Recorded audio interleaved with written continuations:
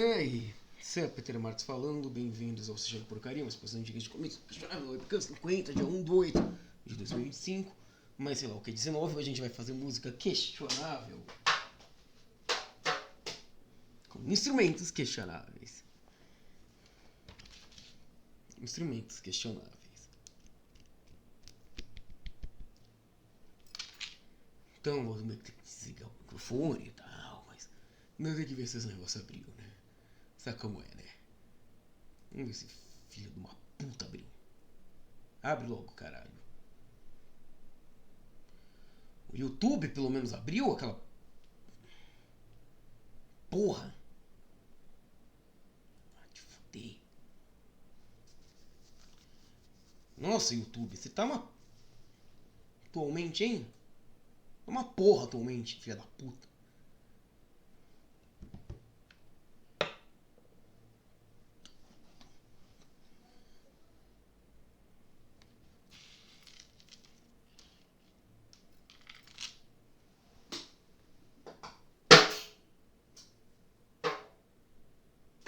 Tá longe. Tá longe.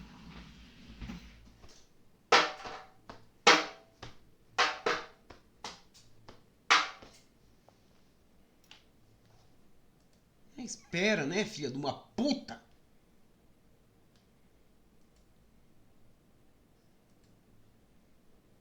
Pariu, YouTube.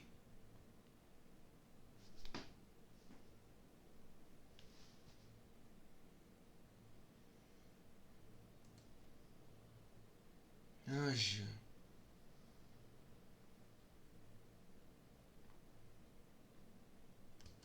Fudei, caralho. Ah, espera então, filha da puta.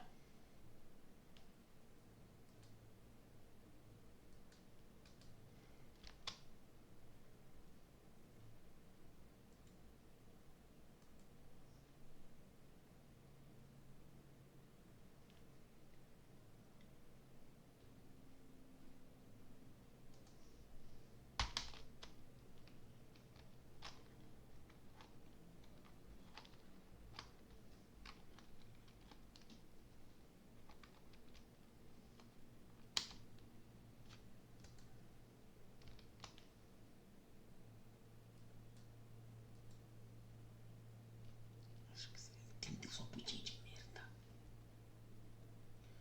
Puta que pariu.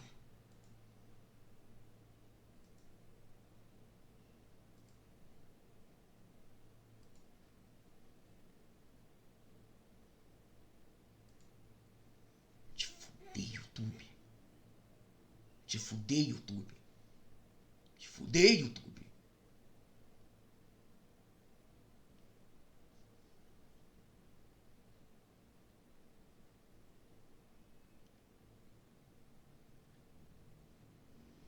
Que pariu.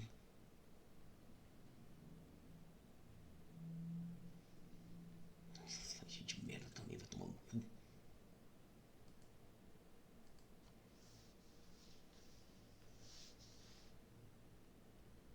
Se fuder esse feed, caralho.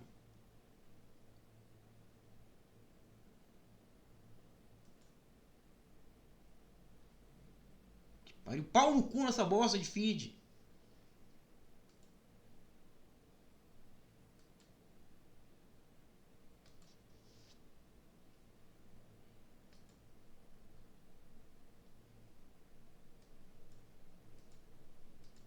Te fuder esse feed de merda. Eu caguei pra esse feed. Foda-se o feed.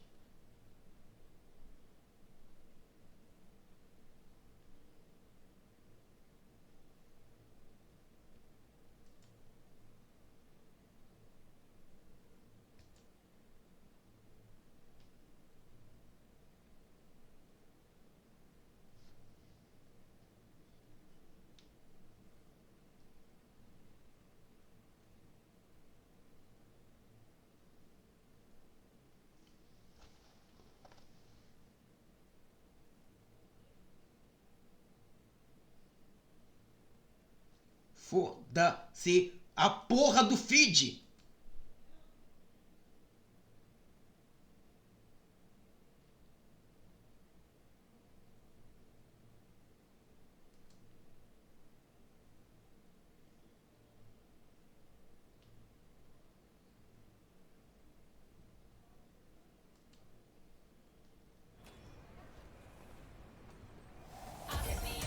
Superbet, você ganha giros de Porra, aposta pra que ela serve, né, filha da toda puta? semana. How's it going, dudes? Oh, ho, ho. Sério. Sério, bem de leve. Foda-se o feed, caralho.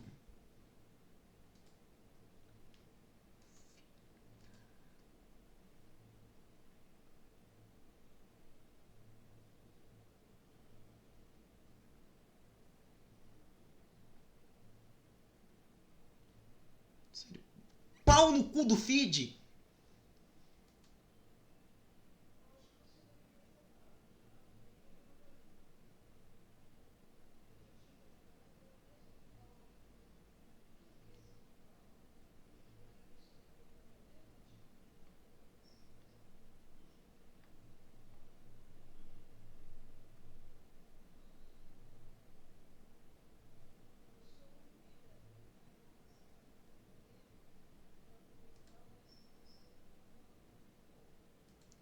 Pare, o site de filha da puta. Foda-se esse feed. Bem de lembre, enfia esse feed no cu. Eu caguei pra esse feed. Foda-se tudo que tem nele.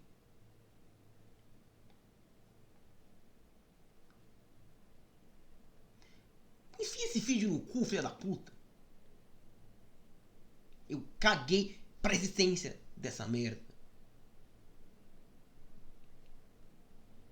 Que pariu, site lento de merda.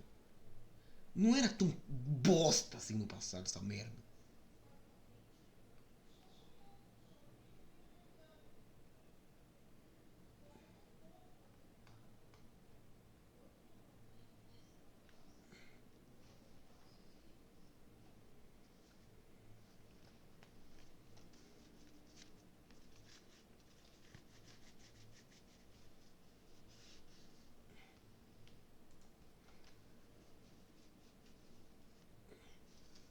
Bom, carregou finalmente, filho de uma puta, que só queria... Ai, o vídeo, foda-se o feed, caralho. Eu caguei pra todo tipo de música merda que tem aquele feed.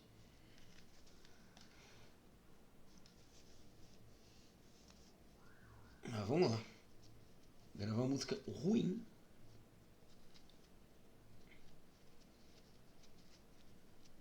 Deixar baixo o áudio lá, mas...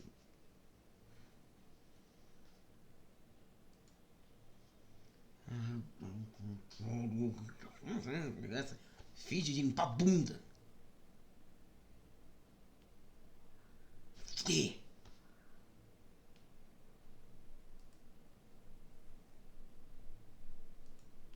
Se foda o feed.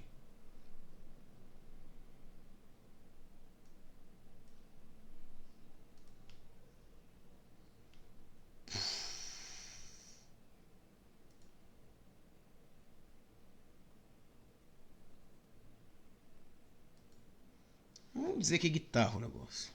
Não é, mas...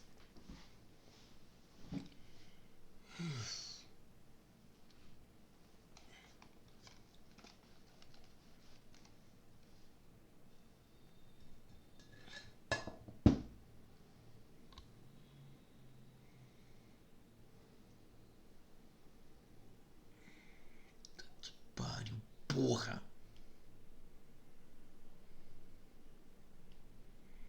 Site de pau no cu.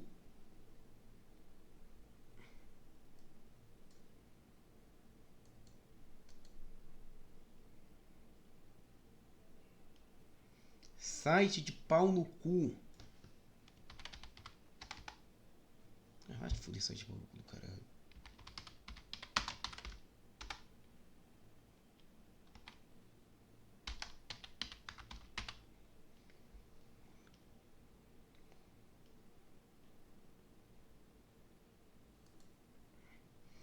Haja site de pau no cu do inferno.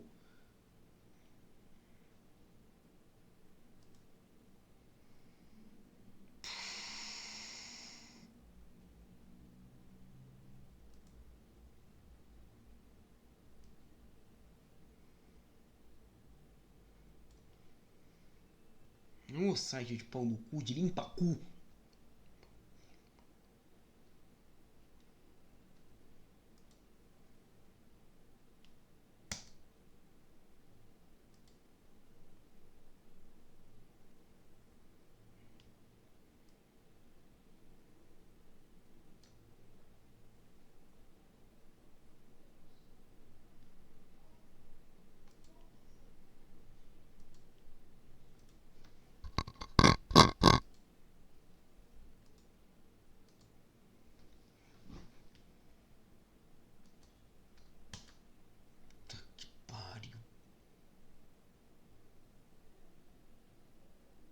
Site de pau no cu.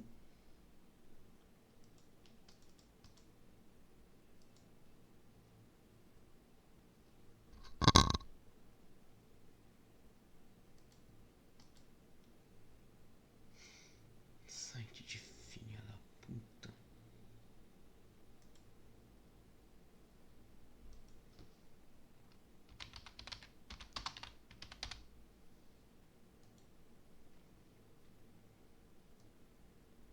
Aqui. Desligar. Agora eu vou desligar o microfone aqui. E eu não vou falar. Porra.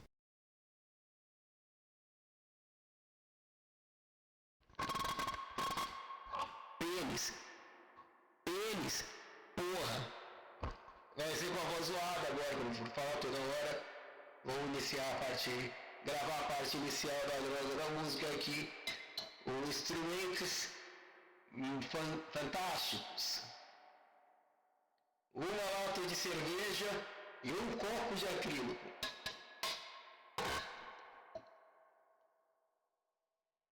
O nome da música é Long Mermont, que é literalmente a pequena sereia, escrita em inglês desliterado. Humor ruim. Tá aqui. Só bora que bora. Primeiro salvar o nome da porcaria do projeto de imbecil e atualizar o BPM pro máximo que a droga do site permite. Eu tenho certeza que não vai, mas site filho da puta do caralho.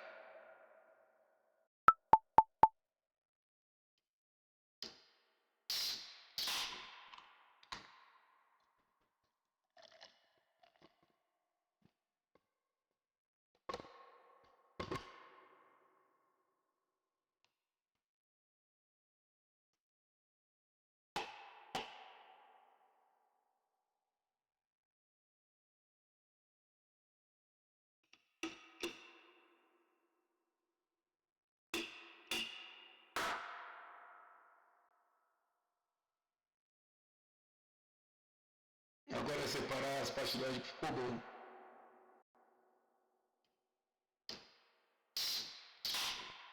Aqui.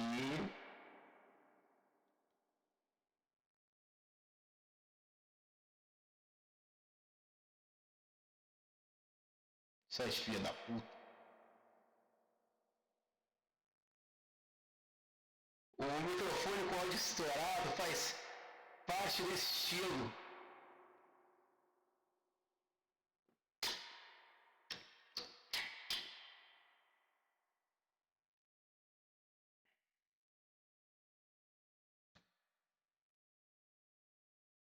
Vamos dar play no vídeo.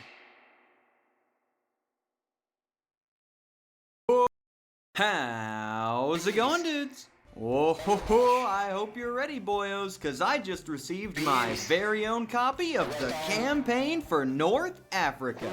Now, I did have to get it off a pretty sketchy site, because all the others were at least $1,000, but I mean, take a look at her, ain't she a beaut? Board game bootlegs. What, you thought just because I covered them once they weren't gonna keep making more? Board game bootlegs are such a fun group to look at because you can't find pure concentrated whack crap like this anywhere else. I mean, it's been over a year and I still haven't even forgotten Battle Vessel. But like most other quality goods, these things take time to craft. You have R&D, playtesting, heck, adding the love takes 8 months on its own. So I decided to give the bootleg games industry a little time to put together some new material and am back now to see what they've cooked up. Ready to see different takes on classics, some new titles joining the fray, and the return of a fan favorite segment. So let's begin today where we left off last time and see what those kooky penguins are up to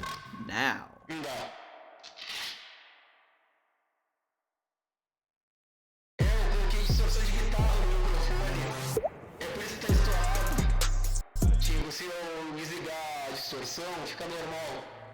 Let's fuck! I'll fuck anything that moves!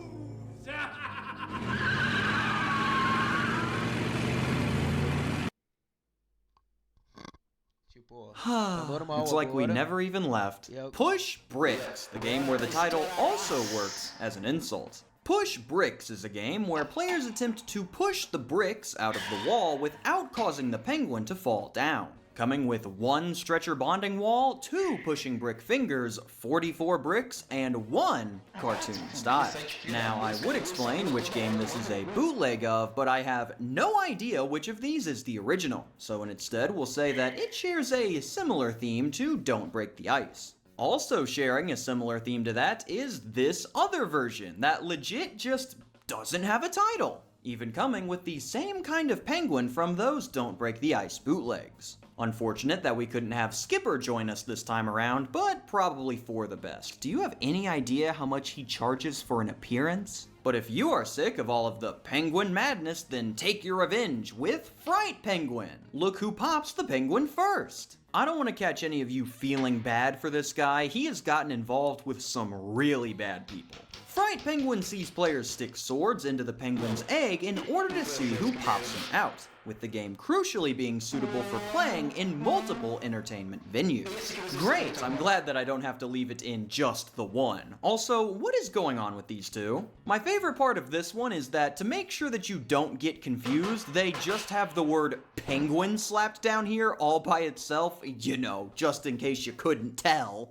But if it's violence that you're after, then don't settle for just penguins. Take it out on your friends in a brawl with Battle Game from the Interesting Toy series. What's interesting is the way that they've made this promo picture, it looks like they are setting up Fun Battle Game to fight their Battle Game, which I don't know what that says about their title, but I'll definitely be in the stands for that one. Battle Game is quite similar to Rock'em Sock'em Robots. Each player is attempting to hit the other in the head in order to make it shoot up for the win, with some key differences being that these two are unable to move and each of them is equipped with a shield to block blows. The marketing draws key attention to this as it will help you defend against the other party's damage in the fight, while the adorkable modeling brings a cute style that will bring more fun to the baby. Do you know how much mental damage I took from seeing the word adorkable again? I haven't heard that used in over a decade. That's all part of the charm though, as when the games start, let's play together. I fight. Oops, game over. We are 2 in. It is the second one, and I've already been shaken to my core. What the heck else do we have? Oh, we've got an opportunity for you and your friends to relax with a nice evening of Cluedo. I've gotta say, I'm not the biggest fan of Clue, but with the recent rebrand, it is starting to look a little better. You got these two confused? These were a little too similar for you. They don't even start with the same letter. They are legit just reselling copies of Monopoly Deal under the wrong name. And also, apparently they want me to give these out at Halloween? Which is a nice gesture and all, but with all the Monopoly haters out there, that's probably gonna end up graduating my house from eggs to bricks. But if you're looking for a real board game that isn't going to get bricks thrown through your window, then might I suggest a round of today's sponsor, Aldara. I've spoken about Aldara on here before, and since then I've gotten to look at it even deeper through a maxed out game with my friends. And after that adventure took place, I can confidently say, yep, still amazing. Such highlights from that night include one player warning her boyfriend to not attack her, he attacks her, and his entire fleet is immediately wiped off the face of the earth. I was legitimately impressed at how fast he got everyone killed. But for those already aware of the hot tile-based miniature ship military strategy action that Aldara has on offer, I'll highlight some lesser known features like the discoveries, where your researchers put together some stellar tech that can lead to ship upgrades, teleporters, or a massive F-off cannon that can rip your enemies asunder from halfway across the continent. The add-ons for the game are pretty sweet too, including 2 other factions with their own style of play, and these fully metal coins that you can use to do business in both this game and others. Very versatile, very cool. To check out more of what Aldara has on offer, head on over to their site below. and use code CAMSANDWICH15 to get an extra 15% taken off any order. Thank you again to Aldara for sponsoring this video. Now, let's move from this well-crafted game back to the games that were, well, crafted by seeing what else the bootleg world has in store for us today. You know, a familiar face would probably help us out here. That's right, everybody, it's Mr. Frog again. Why is he skin-colored? Frog Big Adventure from Cream Kids? Oy vey. Flip the bugs into the frog's mouth with our wide range of products. We've got little frog head, various colored bees, and a couple frog legs. Or is it frog arms? Link 4 corners, game on! Yes, we are still indeed ripping off Mr. Mouth over a year later, but have made great strides along the way, as our scientists over at the Bootleg Research Division have cooked up a real innovation this time around by replacing the frog with a different animal, catapulting bones to feed dinosaurs. Sure, go ahead and play it on the effing beach, see what I care. After following all of these setup instructions, you can play the game normally. Remember, if it doesn't fern or opa its mouth, you can do this.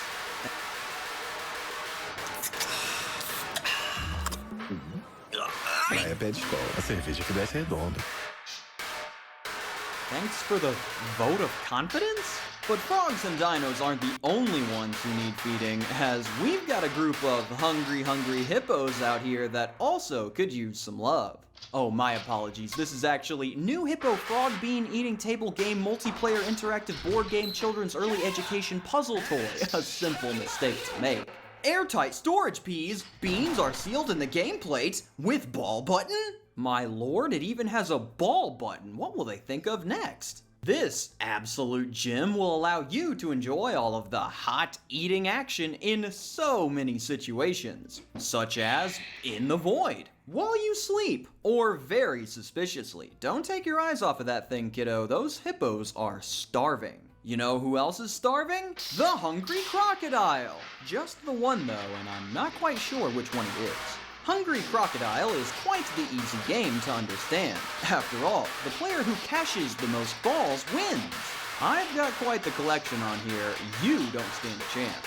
A fun interactive games for children's, all you gotta do is strike Predator Control Tail for some fast and furious fun, Vin Diesel not included. After all, don't these kids look like they're having a blast? Whoa, better calm down there, buddy, or you might accidentally end up smiling. You know what makes me smile, though? A good, high-quality meme. So let's craft one ourselves with the hit meme-making classic, Meme Club?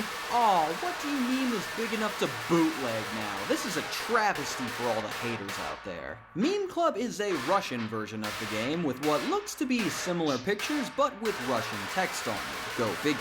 And as a surprise, Lightning McQueen SpongeBob is not the only version, as I also stumbled across Meme Club Right version and Meme Club 18+. Ooh, yeah, now you can get some of that Goryachai Nastolny Igri straight from the motherland. Steam it up, comrade. Something to keep in mind is that while Right version comes with all the pictures you'd expect, 18+ only has the text cards. So it looks to me like this is more of a Russian Cards Against Humanity type deal. I would love to know what they put on the Russian Cards Against Humanity cards, though. There has gotta be some heinous stuff on there. Those Russians don't mess around. You know where else you can't mess around? Perfection, or as we in the business like to call it, time puzzle. Aw, that's lame. No one wants to see that. Get that out of here. Okay then, how about Deluxe Time Puzzle? Oh yeah, that's what I'm talking about right there. Deluxe Time Puzzle has all of the shape-popping gameplay that the kids have been clamoring for. Don't stop, race to fill all of their shapes into their mold cavity before the timer sounds. Man, nothing gets the kids excited for game night like hearing the words mold cavity. But we haven't even gotten to the best part of this one yet. Ladies and germs, it's the portable handle. The portable handle allows for easy carrying and will bring joy, keep energetics, enhance concentration, and most important of all, hand-eye coordination. Finally, something to practice my handle grabbing skills with. You can do so many wonderful things with Deluxe Time Puzzle. Carry Deluxe Time Puzzle, play Deluxe Time Puzzle, throw a party for Deluxe Time Puzzle. Sky's the limit, really. Still aren't sold yet? Well, I think after this promotional video, you won't be able to resist any longer. Let's play the time puzzle game. Have a great time. On-off switch. Set your level timer.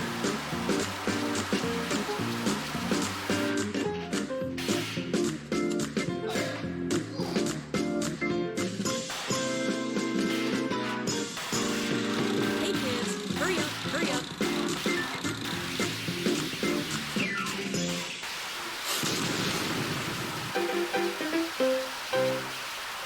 What was that? Okay, if that one's just a little too deluxe for you, then how's about we get a little simpler? Introducing our new smash hit game, Storage Compartment. That is the actual first picture they used to sell the game. Genius marketing really caught my attention instantly. The game I will continue to refer to as Storage Compartment comes with all the same timer and shape-hopping action as the last one, even including a nifty portable handle with all of the... Hey, this is from the same people as the last one. I can guarantee you that it's the same people because their promo video has the same AI woman and disgusting children, with the most smoking of their guns being that they used the same dumb explosion effect for the pop again. Also, their logo was in the corner of both of them, but it's more fun to play detective, isn't it? Now we will enter a rapid-fire round featuring one bootleg from each of the following games. Starting us off, who's ready to play some board games with the old classic, board games? It's genius! If anyone looks up board games on the internet, they'll be the first ones to pop up! Brilliant! Board games A Liar's Nose Will Grow Longer, Long is clearly trying to impersonate the game Liar. You can tell because in their promotional video, they just give up the facade entirely and just show you a copy of Liar. You gotta respect the ability to just give up sometimes. It's an admirable quality. If you don't know how to play Liar, then no worries. We have this handy image here to help clear things up. Guess. 2 ghosts. You lie! Yep, I think I got it now. But enough sitting down. It's time to get the kids up, moving and grooving with dance mat twisting music. Look at this kid, he is having the time of his life. Vamos Maybe ver como you'd be ficou a having música. some fun too if you actually participated for once, Angela. Dance mat twisting music is quite simple. With the turntable, the gameplay is more interesting. Turn the turntable to increase the difficulty and improve the fun. Oh, I've gotcha. So I just take the turntable and... I gotta say, they were right. That was a blast. Hey, kids! Want to avoid dying? You'd be surprised. Well, get your practice in today with the Lava Escape Challenge. This bootleg of The Floor is Lava has so many benefits for the young tots, like colorful learning adventure, leap into active play, and floor-based excitement. Oh boy, my favorite kind! This bad boy comes with safety stones, the spinner, and 27 challenge cards, which I would be able to confirm are stellar if the picture quality wasn't so bad that they were impossible to read. Sir! Emergency! There are several legally distinct battleships off the port bow! And there's only one thing we can do. We must begin the sea battle. The Sea Battle, battleship small size, comes with game board, battleship ship, and several marking nails. Yep, just grab your hammer and drive them right on in there. This one is battleship, but with the 2 sides connected in the middle to make it easier to transport or whatever. With it still carrying the classic battleship nicknames like Brain Big Fight and Sea Battle Chess. And yep, that'll set us off. It's now time for everyone's favorite segment. Are you wondering how much it will cost you to start up a company in Dubai or anywhere in the UAE? Check out our cost calculator. It'll give you an estimate. No, that is not chess! Starting us off, our scientists have been hard at work and have finally developed the very first flying board game. Chess game, 2 to 4 players, parent-child interaction. No, that is not chess. Hopping Movers has anything that you could ever need and or want, what with it being a newly launched and all.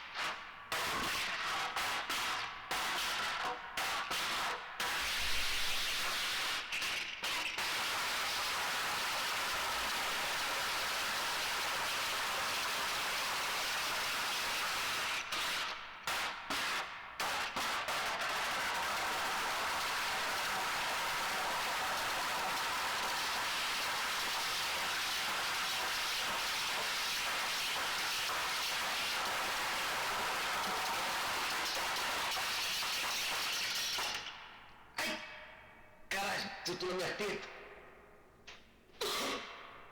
Porra.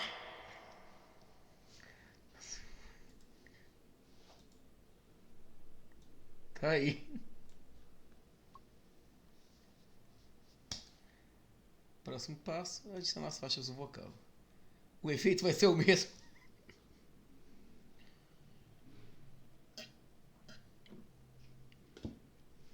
Deixa eu pegar um negócio com as letras lá.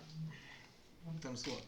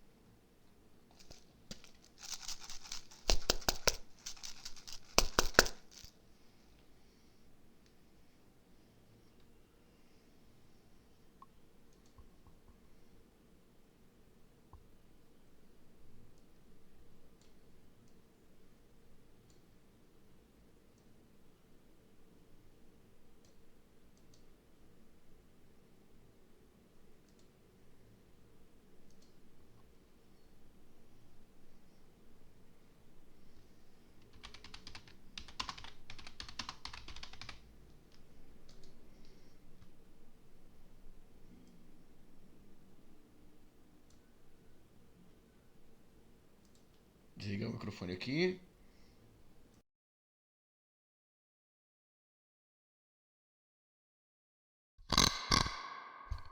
Cu. O pior que dá pra ler.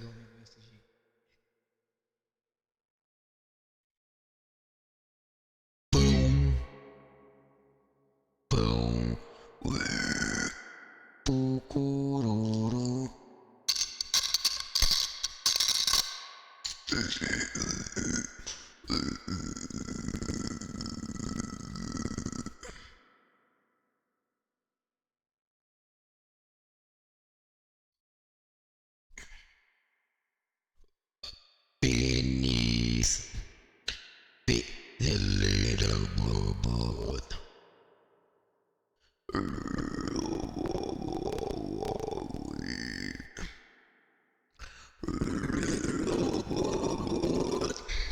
You follow yours.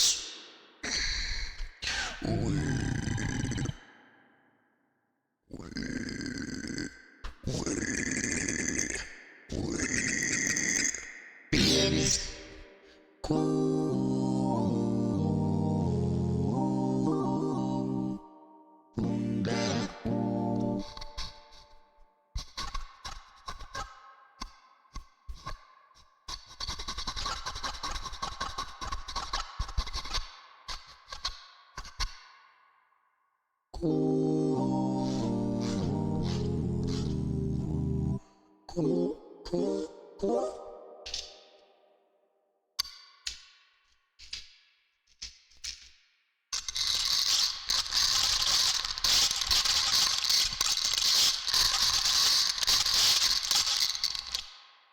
Nossa, eu vou colocar uma voz de idiotice também.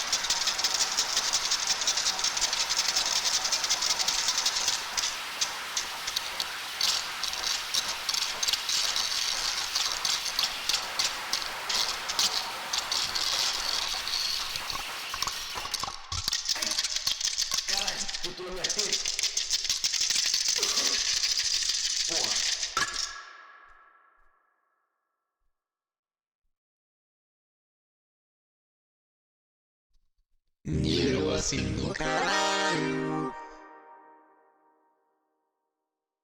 Foda-se, filho de uma puta.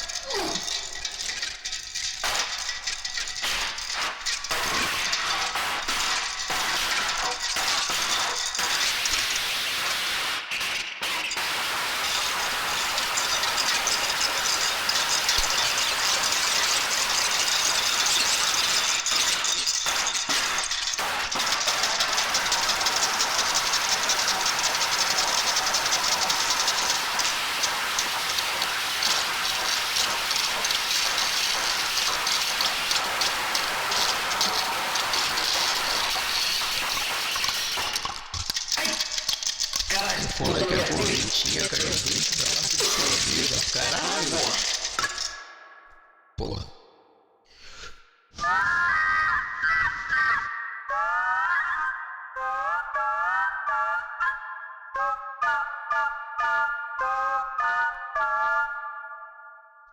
Isso pode ter um erro vocal. Tipo, de cantar coisa do tipo. Não dá.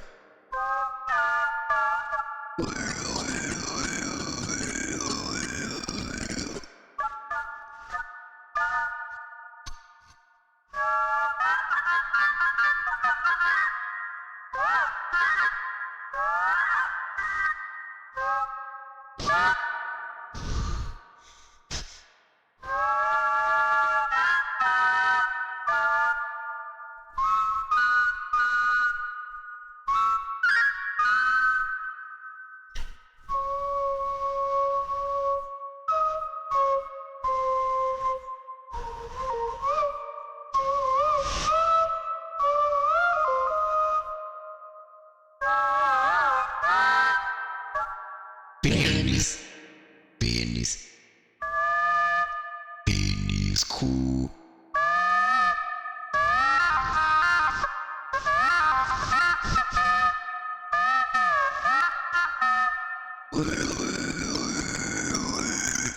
Tá ótimo. Parece. Só que sem isso aqui. Sem. Caralho! Microfone estourado!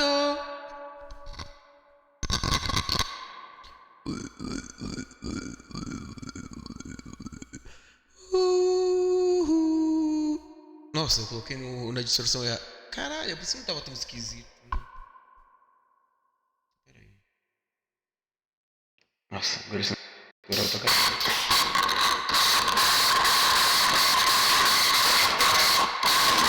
Não, volta. Ficou melhor com esse aqui, nessa aqui. E aí nessa aqui.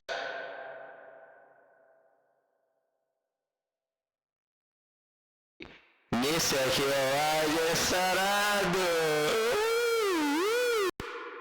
Nesse aqui não, é só efeito de simulação de. Peraí, eu tinha desativado o negócio aqui.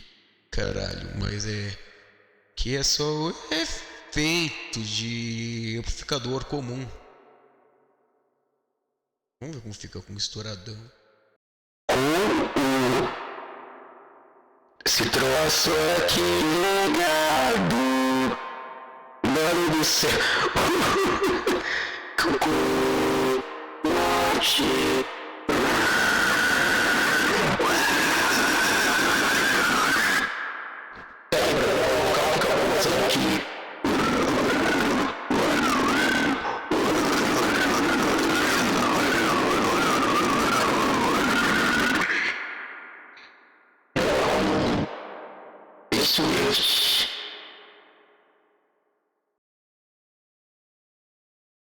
Agora voltar pro outro efeito, que é o que vai, né? É isso. E ligar o treco aqui.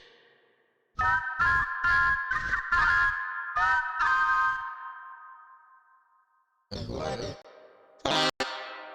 Vai o final aqui. Com o seu vocal.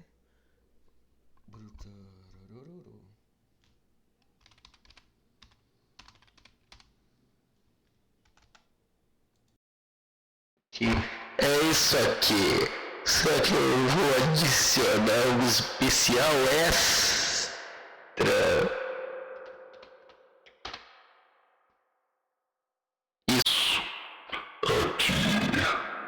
Isso aqui.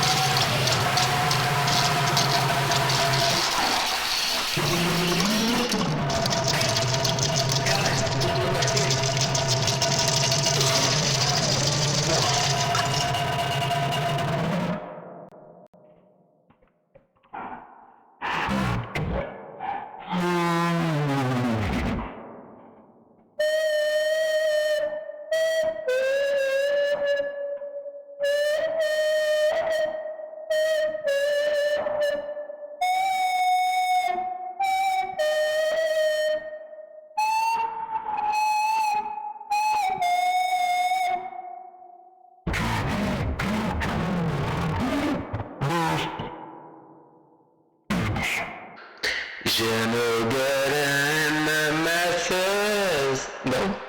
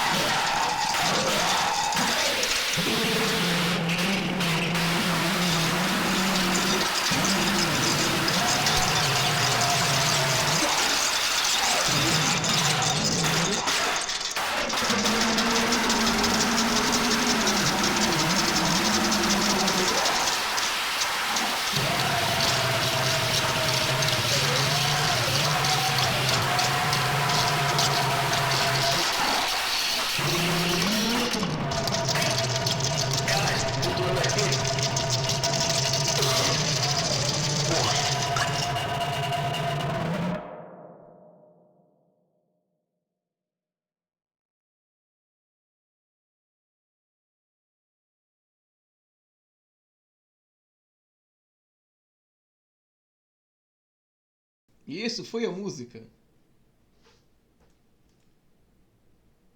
You can even race through an exciting adventure in the world of Skylands? Wait, go back to that previous picture. There! They commandeered the Skylanders logo! It even still has Swap Force on there! What in the world? Don't worry though, if you ever find yourself playing this one in the Abyss, just remember that DICE easily press the transparent semicircle in the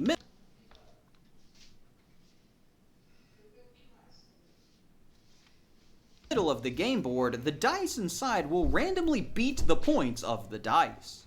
Those points aren't gonna know what hit them. Up next, we've got Fun Animals Flip Chess. No, that is not chess. Coming from the Animal series, this title comes with color box packaging, 1 chessboard, and 52 flip pieces, allowing you to fun flip, find the same pattern. Also, I love using the worst possible color for the words to make them practically illegible. It's like they were trying to hide them from me. And I don't know why. I mean, how else am I supposed to know that they are 360 rounded without edges, no burr, no pruning? Now, I know you're all excited to get your hands on this one, but before you buy 15 of them, we should make sure that you know how to play first. Luckily, they have a 5-step guide just to teach you how. 1. Put the upset pattern into the concave and convex part of the base. 2. Flip all the patterns down. 3. Turn over the chess pieces in turn, one at a time. 4.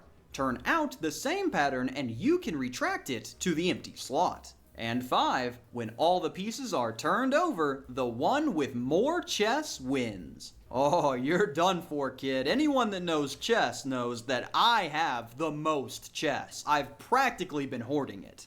Up next in this stupid segment, we've got Game Chess. A whole collection of... Wait! There it is! We found it, everybody! Yes! That is chess! This is so exciting. The designers even went the extra mile and included a graphic on how to play chess. So those of you that don't know, you can learn right now. First, arrange the chess pieces properly and remember that green can directly leap forward. Other colors are also included. Attention! If there is an opponent's chess piece in the landing position during the flight, the opponent needs to return to the takeoff point.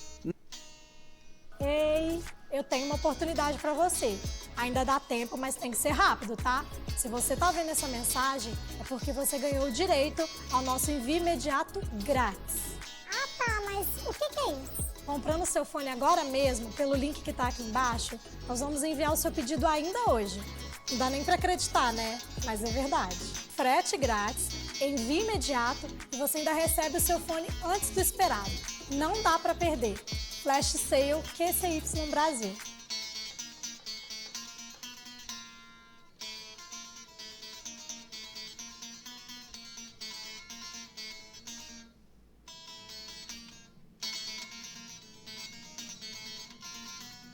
Now, if this is looking a little different to what you envisioned, just remember that this is airline themed. Airplane chess does play slightly different. We got so gosh dang close, they even had the chessboard there, but no, we've got to show off our brand new rendition of Flying Chess, aka Ludo. Come on, man, we've got to have one, right? I mean, we had the board. This next one's got to get us there, right? Phew, me! Enjoy your copy of Magnetic, the Magnetic Field Chess Intelligence Strategy Game. No, that is not chess.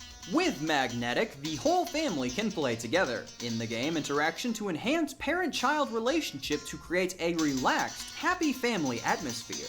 I am neither relaxed nor happy about what is going on here. It is important to remember to think about your opponent's intentions in playing chess and change your own chess layout in a timely manner. Otherwise, how are you going to properly cultivate children? Magnetic comes with multiple ways to play. There's Stepping on Mines Without Magnetism Versus, there's Treadmill Magnetic Suction Capture Showdown, and there's Treadmill Throw Magnetized Shape Challenge. You can even use the balls to play Effect Chess Magnetic Treasure Hunting Showdown, or Effect Chess Does Not Attract Magnetic Duel, where you try to kill the other player with lightning, I guess? Gonna be real with you, I straight up have no idea what's going on here. The only thing I can be certain of at this point is that ain't chess.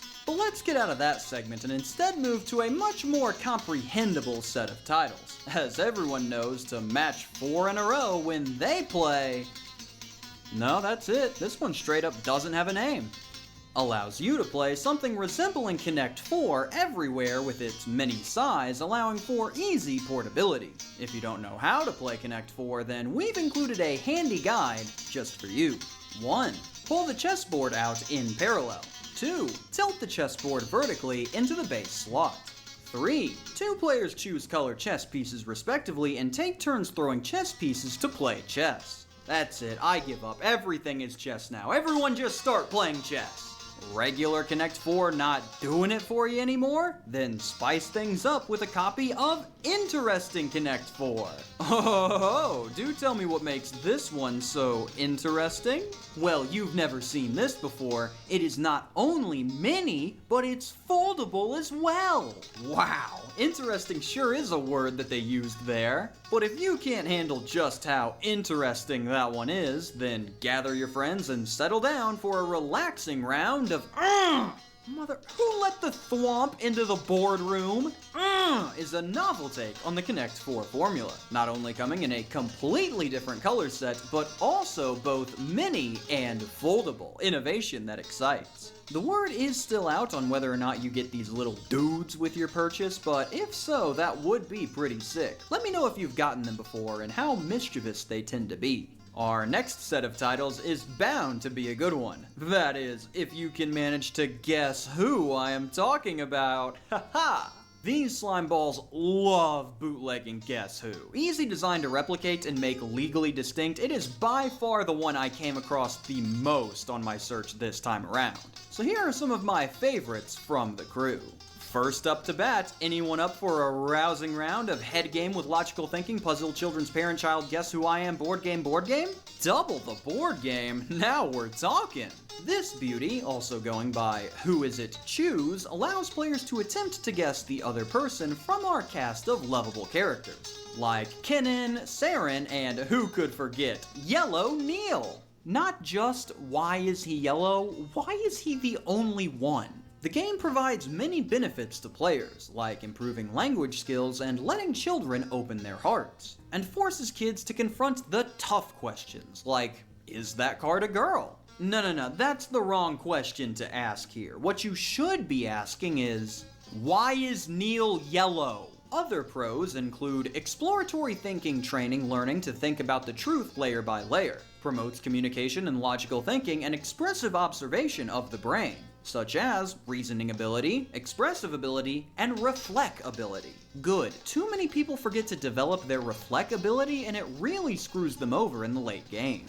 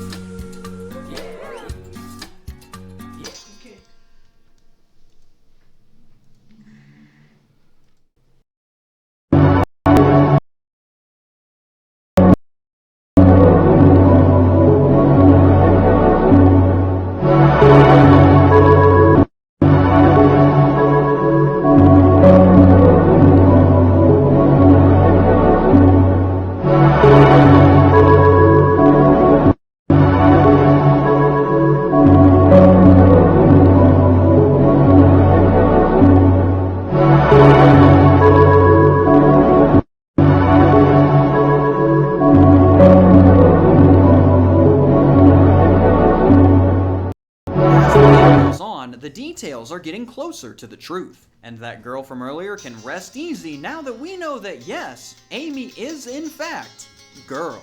Fantastic work, everybody. For all your hard work, we are putting together a pizza party. Hooray! Another titan of industry, it's Guess Who I Am. This scamp, also going by Who Is It Choose, has ironed out all of the spelling mistakes from the last game, while also making Neil look less like a Simpson. Although to make this happen, it looks like Kevin has had to go from white to transparent. Funny thing about this one is that most of the pictures have the same style of characters on them, and then randomly they just throw in this picture of Richard in a completely different art style. And you know I've started to succumb to the brain melt when I see the actual picture of Richard and think, doesn't his name start with a B? Up next, it's Who Am I versus. Ooh, can't wait to see how the game changes when you play against another player. This handsome devil, also going by Who Is It Choose, has not only horrifically stretched this image to fit the aspect ratio, but also reverted back to the prior cast. Not only bringing back Saren and Kennen, but also introducing new favorites like Luck and demon-possessed Michael.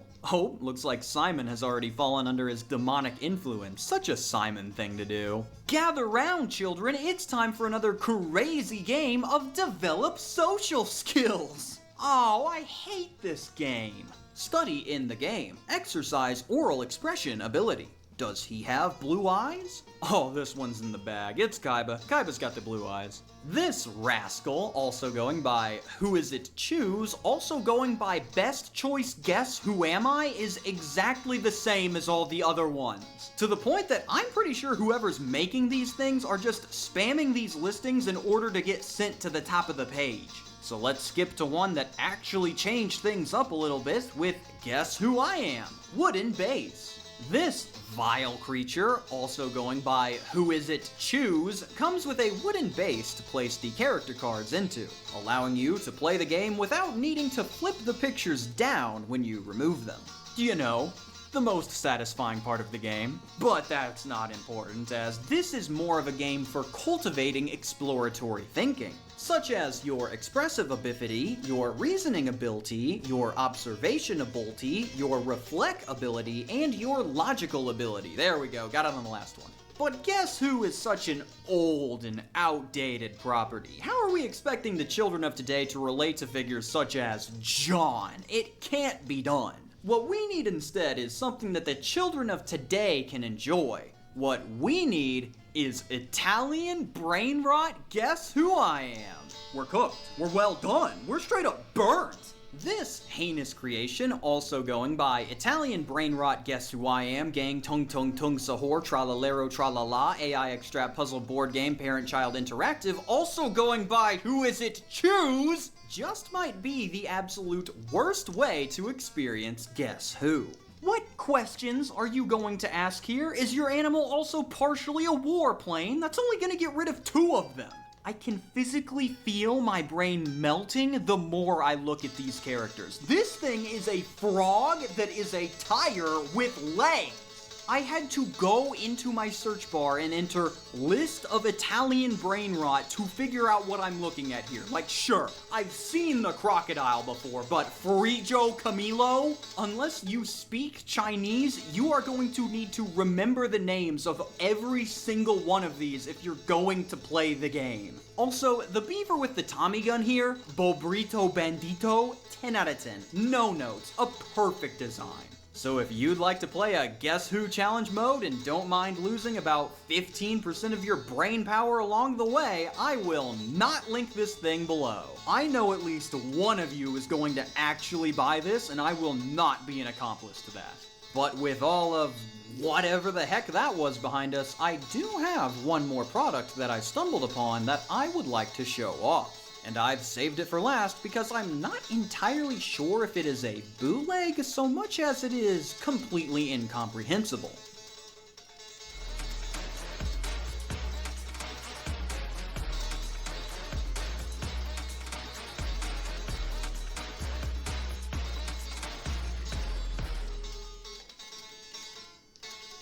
And available on Amazon. Ladies and gentlemen, grab your mildly depressed pals as it's time to cheer them up with a rousing round of Happy Board Game. With a name like that, it could only be a board game. Happy Board Game, or is it Funny Board Game, or is it Happy Game? Whatever, is a game made from some type of cloth that functions like a normal game. Roll dice, advance along the path, first one to the middle wins, hip hop hooray.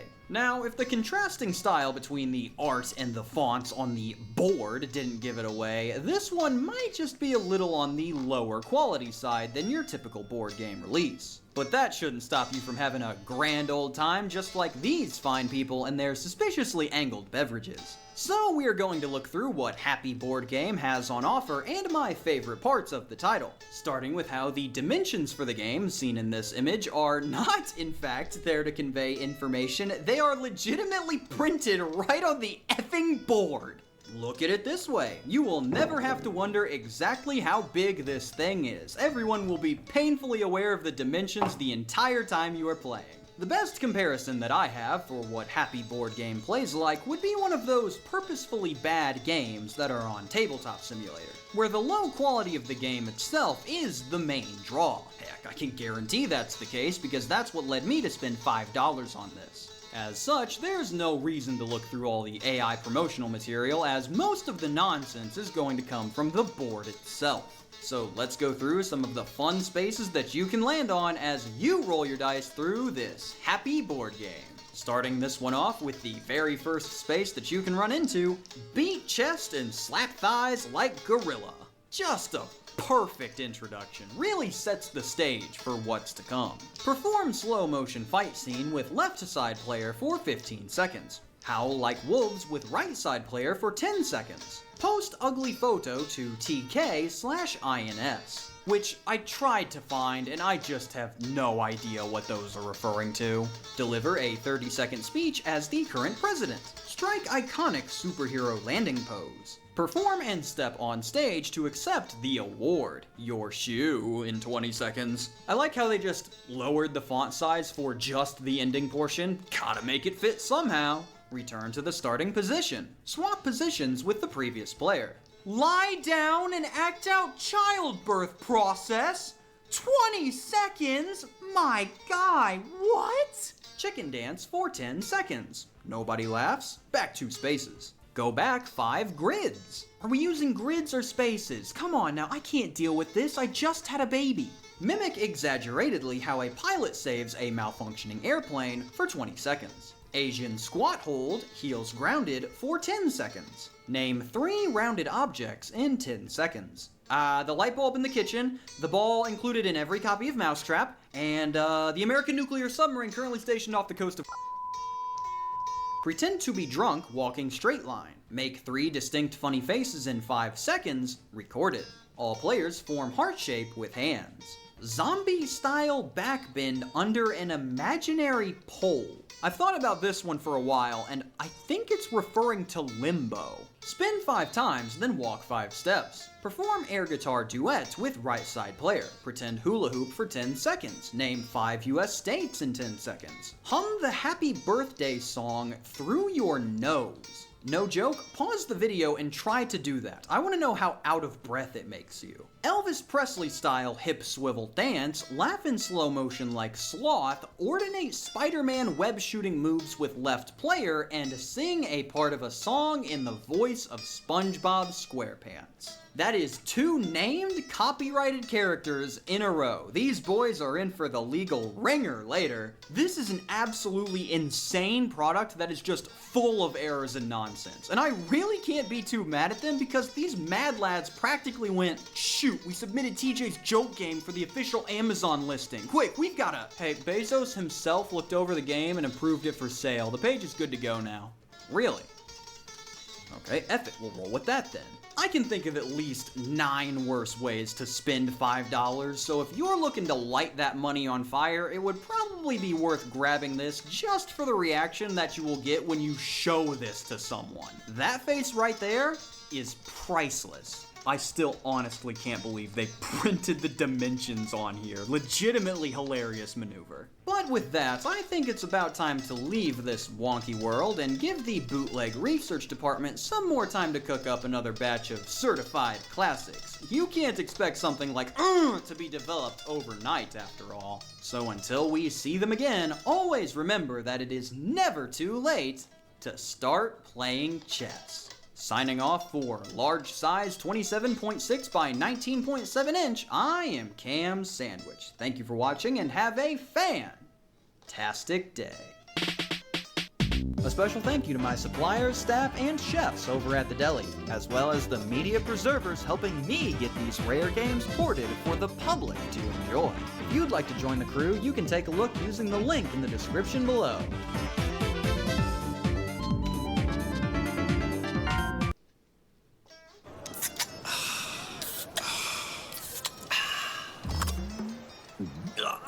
Praia pé de escola. A cerveja que desce redonda. Beba com moderação.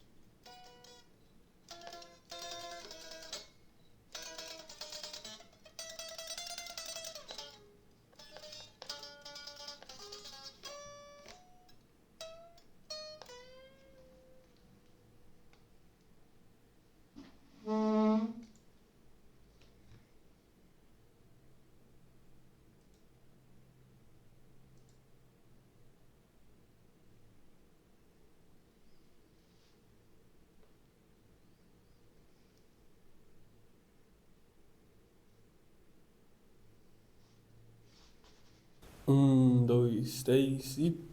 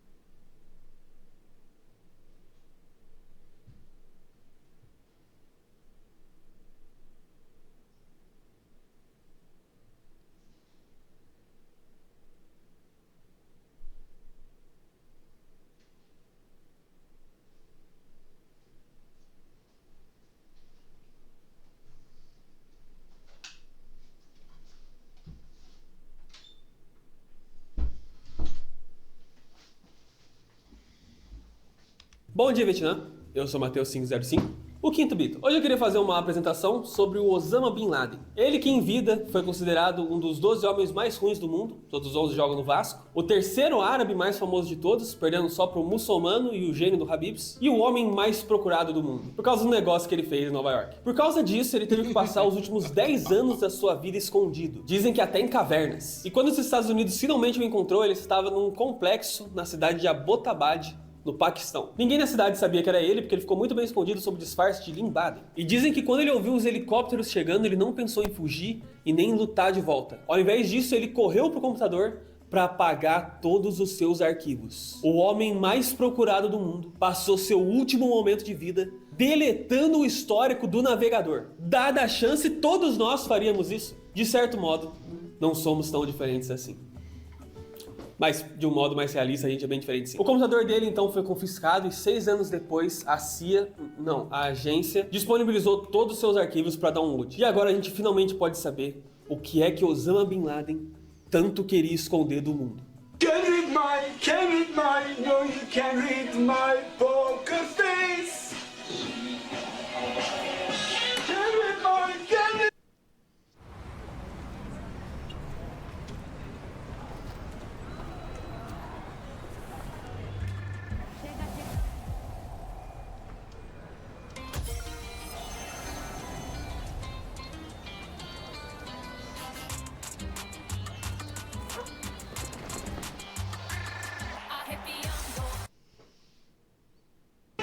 Esse vídeo é falso, infelizmente. Mas a realidade do que acharam não tá tão distante assim. A CIA acabou ocultando alguns arquivos mais sensíveis pro público, como planos de terroristas, esconderijos de terroristas e identidades secretas de terroristas. Então a maioria dos arquivos que sobraram eram de uso pessoal do Bin Laden. E é sobre eles que eu quero falar hoje. O cara ficou 6 anos escondido naquele complexo, totalmente isolado da sociedade. O que é que ele fazia no computador durante o seu lazer?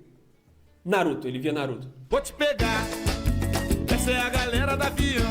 Queria te agradecer ao patrocinador do vídeo de hoje, a Clínica Psiquiátrica /Marmitaria Doutor Marmita. Todo inscrito do canal vai ter direito a meia hora de consulta e uma parmegiana média de frango. Eu não preciso ficar aqui e dar uma palestra que terrorismo é errado, mas eu tenho que deixar claro que esse vídeo é só pra falar de um assunto interessante de saber. É o mesmo motivo pra CIA disponibilizar os arquivos. Ela falou que queria que o público entendesse melhor a mente dele. Eu tenho que deixar isso claro porque, como eu disse no meu vídeo do Twitter, eu já tive problemas uns anos atrás por falar várias vezes do Unabomber. Então é melhor eu arriscar não ter o nome de outro terrorista na minha ficha do FBI. O tempo todo que eu fiz a pesquisa eu fazia assim, pra webcam do meu notebook, só pro agente do FBI que me assiste não achar que eu sou uma ameaça. Até falava em voz alta, he was crazy, em inglês mesmo, pra ficar mais fácil de entender. Minha ideia original era baixar todos os arquivos, são 250 GB. Mas aí, lendo melhor a lista, eu vi que tá escrito que tinha vírus no meio desses arquivos. E que eles não podiam garantir que conseguiram tirar o vírus. Então achei melhor não baixar. Típica incompetência dos Estados. He was crazy! Ao invés disso, eu fiz uma curadoria de várias reportagens pela internet com os arquivos principais. Mas ainda assim, eu queria ter os arquivos em mãos porque eu queria saber das pequenas coisas sobre ele. Por isso eu baixei só as imagens. E para os outros arquivos eu usei uma lista que tinha só o nome, mas de todos eles. Nessa lista, inclusive, eu achei um arquivo chamado Boobs 2. Fica a seu critério imaginar o que era. Eu fiquei feliz de ter baixado as imagens porque eu descobri coisas que não tinham colocado nessas reportagens. Por exemplo, que o carro favorito do Bin Laden é uma Range Rover. Informação aparentemente inútil. Mas e se eu te disser que o carro favorito do MC Bin Laden é uma Range Rover? Será que tem algo a ver? Provavelmente não. Mas imagina se tivesse. Eu confesso que eu tava bem eufórico pra ver essas imagens, porque eu lia nos lugares que ele era fã de anime, que jogava videogame. Mas aí quando eu realmente fui ver as imagens, que eu lembrei. O cara era terrorista. Não vou mostrar aqui, né? Mas um monte de foto de arma, de bomba. Tinha currículo da galera querendo entrar na Al-Qaeda. Uma das perguntas, inclusive, era: você participaria de uma missão suicida? E ele também tinha uma pasta cheia de mapas. Provavelmente de esconderijos e bases que eles tinham. Todos em árabe. Só que do nada, no meio da pasta, aparece um mapa de um RPG. Por que isso tá aqui? Será que ele colocou aqui pra enganar a CIA? Eles estão escondidos na Escola dos Elfos? É no Irã? Agora, vamos tirar de uma vez uma coisa do nosso... Não, só falta ser um mapa do Ragnarok online. Sim, ele via pornô. Bastante pornô. A CIA falou que ele tinha uma biblioteca extensa de pornografia. Mas não dá pra baixar nenhum. Ela não disponibilizou nenhum dos pornôs que ele assistia. Sacanagem. Porque não era pertinente pro caso. Isso resultou num cara, dono de um blog de masculinidade, Pior que tipo, eu não duvido ser real. ameaçar processar a CIA, porque ele falou que era inconstitucional ela reter informação do público e que era o direito do cidadão americano ver a pornografia do Osama Bin Laden. Deus salve a América. São os arquivos do maior terrorista de todos os tempos. E a única coisa que interessa pro cara era a pornografia. Não tem jeito no mundo de alguém pedir pra ver isso sem parecer um esquisito. Imagina isso acontecendo fora da internet. Bom, esses aqui são os mapas da Al-Qaeda. Essas aqui são as armas que eles estavam projetando. Esses aqui a gente acredita que seriam os próximos. Pornografia. Pornografia, presidente. Mas talvez a pornografia realmente fosse mais importante do que a gente imaginava. Porque existe uma lenda, nada confirmado, de que eles passavam mensagens secretas entre si por meio de códigos na pornografia. Como isso funcionava? Eu não sei. Loira dos seios grandes, tacar Bolívia. Não quero nem saber qual era o código para as gêmeas. Talvez ele mesmo que inventou essa lenda, só para as esposas dele não xingarem ele por ele ter 1 terabyte de pornô no computador. Um detalhe importante sobre esses arquivos é que não tinha internet no complexo. Então tudo aqui foi baixado por outro terrorista e entregue direto pro Bin Laden num pendrive. O que significa que esses arquivos não estão aqui por acaso, e sim porque o próprio Bin Laden pediu para eles serem baixados. O que abre palco pra gente interpretar o porquê dele ter alguma dessas coisas aqui. Por exemplo, ele tinha uma foto da Shakira. Isso pode significar que ela era a artista favorita dele. Uma pena, porque eu sempre achei que eram os Braga Boys. Ou então, se não era ela, era a Avril Lavigne. Seria o Bin Laden emo? Essa seria a segunda pior coisa que ele fez na vida dele. Terceira, na verdade, né? Seu DNA carrega informações valiosas que ajudam a entender sua saúde e sua história. Com Genera, você conhece... Seria até poético ele ser emo, porque foi ele que causou a criação do My Chemical Romance. Tecnicamente, ele causou o Felipe Neto também. A maioria deve conhecer essa história, mas teve as Torres Gêmeas, né? Aí o Jared Way viu as Torres Gêmeas. Jared Way fez o My Chemical Romance. A Stephenie Meyer viu o My Chemical Romance, então escreveu Crepúsculo. Crepúsculo virou filme. Felipe Neto viu o filme, viralizou. E aí eu vi o Felipe Neto e virei YouTube. Bin Laden me causou? Ele também pediu pra baixar várias imagens de cavalo. E ele gostava muito de assistir vídeo de gato. Ele tinha um monte baixado, porém nenhum de cachorro. Ele parecia gostar mais de gato que de cachorro. Não quero dizer que é por isso que ele era terrorista, mas... essa aqui eu creio que era uma foto dos gatos dele. O cara era pai de pet. Essas imagens estão aparecendo agora na tela, são os wallpapers que ele usava no computador dele. Se quiser tirar um print para uso próprio, fica à vontade. No meio dos vídeos dele, curiosamente, tinha um vídeo brasileiro, um tutorial de crochê. Eu revirei a internet procurando a origem desse vídeo e eu até achei, mas ele tá privado. Ele foi postado num blog de uma mulher que fazia artesanatos. Mas o blog tá desativado desde 2014, então eu não sei se ela sabe que o Bin Laden assistia os vídeos dela. A única coisa que eu sei sobre ela é que ela é esposa, mãe, aposentada do Serviço Público Federal, ama cães, curte maquilagens, cremes, perfumes e sapatos, gosta de postar no Facebook, internet, blogs e etc. Viaja quando é possível, mas prefere mesmo ficar em casa, pois é muito ligada à família. De modo que seus projetos sempre estão ligados a eles. Um bom programa pra ela é assistir um filminho em casa, tomando vinho e queijos, junto do marido, filhos e mãe. Se vierem os parentes e amigos, melhor ainda. Ela gosta de ler, ouvir músicas, ama a língua hebraica, bem como toda a sua cultura e fé, e é muito louquita pelos filhos dela. Nada sobre o Bin Laden, porém. Ele gostava muito de futebol, o amigo de infância dele disse que ele era um centroavante matador. Ele levou um desses dois títulos muito a sério no futuro. Aí no computador dele tinha algumas fotos do time que ele torcia. E esse time era o Arsenal. A vida real é incrível, cara. O mascote do time é um canhão. Não dá pra inventar uma coisa dessas. No Brasil ele ia torcer pro Botafogo. E pesquisando sobre isso eu descobri uma parada. Nos anos 90 o Arsenal várias e várias vezes perdeu a liga pro Manchester United, que tinha como craque na época o David Beckham. E o Bin Laden, como um fiel torcedor, planejou explodir o David Beckham. Ainda no assunto de explodir, ele tinha isso sim é torcedor, mano. E a piada é óbvia, eu sei, mas eu vou ter que fazer. Que time será que ele jogava? E o jogo era baixado legalmente, inclusive. Ele tinha uma conta na Steam. A gente não sabe o nick, infelizmente. Mas ele tinha instalado o jogo Zuma Half-Life, Army Man 2 e Final Fantasy VII. Esse parecia ser um dos favoritos dele, porque além do jogo ele também tinha um filme baixado. Será que ele tinha aquele clipe do Final Fantasy tocando Rapa, que vinha no DVD do Clipes Animados? É dia de feira, quarta-feira, sexta-feira, não me importa a feira. O melhor presente Deus me deu, a vida me ensinou a lutar pelo que é meu. O que parecia ser o favorito dele era Street Fighter 2. E além do jogo ele também tinha o filme baixado. Eu não tenho nenhuma piada pra isso. Aumentando a lista de crimes, ele também tinha um emulador do Nintendo DS. Ele até tinha GTA Chinatown Wars baixado, mas o que ele gostava mesmo era dos jogos da Nintendo. Faz sentido, né? A vida dele já era o GTA. Ele tinha baixado ilegalmente as ROMs dos jogos Mario e Luigi Partners in Time, New Super Mario Bros., Metroid Prime Hunters e Yoshi's Island DS. E assim, já vazou uma vez que a Nintendo fez uma investigação e descobriu onde o cara que desbloqueou o 3DS morava. Então aí vem minha teoria. A Nintendo encontrou ele.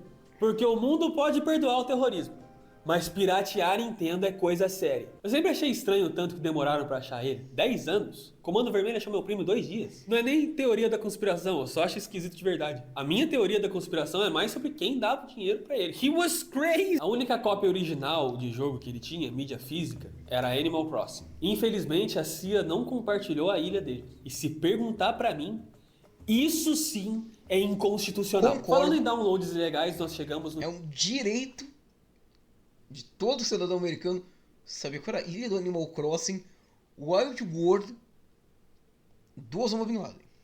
Que ele costumava assistir. Quais eram, afinal de contas, as coisas degeneradas e sombrias que o homem mais perigoso do mundo assistia? Pantera Cor-de-Rosa, Shaun Carneiro, Wallace e Gromit, Tom e Jerry. Esse faz sentido. Tem gato, que ele gosta, violência, que ele gosta. Será que ele gostava de imaginar que ele era o Jerry e os Estados Unidos era o Tom? Aumentando a lista dos desenhos animados, ele também assistia Pica-Pau. E tinha um episódio dublado ali. Até ele sabe que o jeito certo de ver Pica-Pau é em português. É o episódio que o Pica-Pau é adotado e fica um cachorro tentando expulsar ele. Mais um sinal de que ele odiava cachorro, hein? E de novo, será que ele assistia e se inspirava? Ah, esse Pica-Pau é um estrategista. E se ele gostava tanto de gato, será que ele viu o episódio do Gato a Jato? Melhor inspiração pra ele aí, inclusive. Fazer as pílulas de anime e dar pro George Bush. Você vê os arquivos dele, todos os planos eram baseados em desenho animado. Vê lá e tem uma planta pra construir o puxa-frango. Ele chega na reunião e fala: o primeiro passo foram as torres gêmeas. Para o segundo passo, eu vou me amarrar num foguete. Ele também era otaku, roubando o posto da segunda pior coisa que ele já fez. Ele gostava mesmo de anime de porrada. Ele tinha baixado Naruto, Dragon Ball, Bleach, o antigo Devil May Cry, Batman Gotham Knight e Detetive Conan. Se eu tivesse assistido Detetive Conan, eu ia ter uma piada muito boa pra fazer agora. A única série live action que ele tinha baixada era Mr. Bean. E o Osama Bin Laden gostar do Mr. Bean parece um roteiro de episódio do Mr. Bean. Ele ia procurar uma vaga pra estacionar o carro e ia estacionar dentro da caverna do Bin Laden. É a cara dele se meter umas atrapalhadas, Mateuzinho. Verdade, Renan.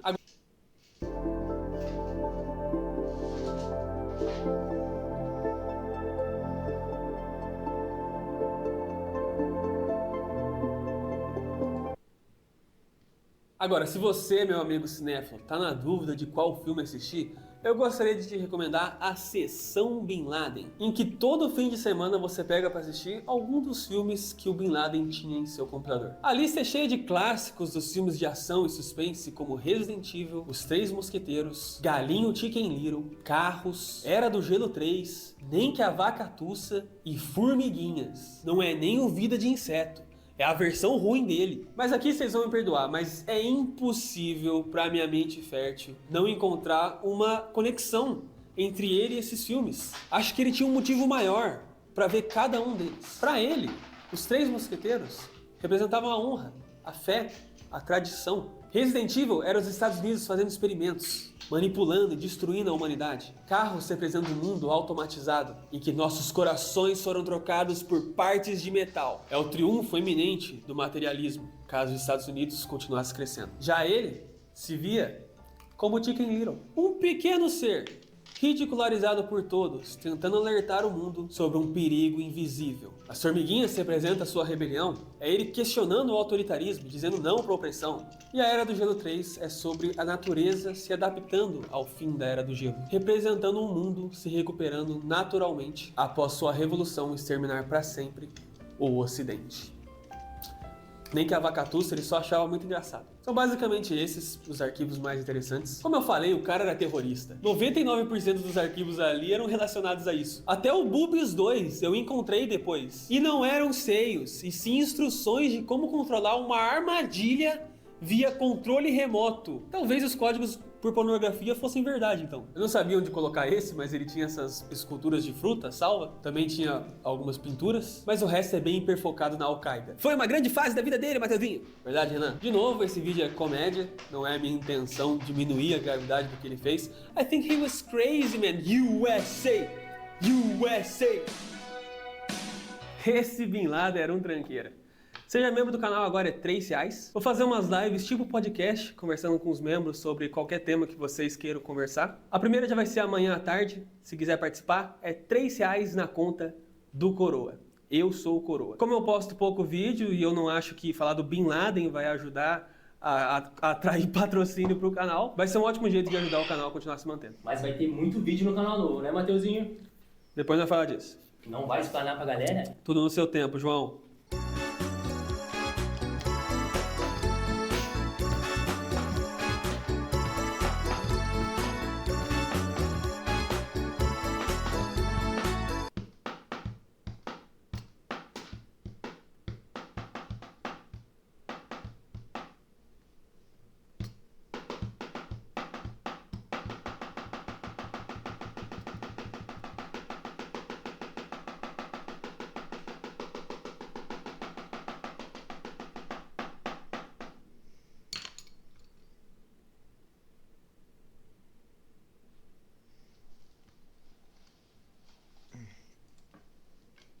Usar o banheiro. Ó, eu vou demorar um tanto pra voltar. E pau no cu de vocês.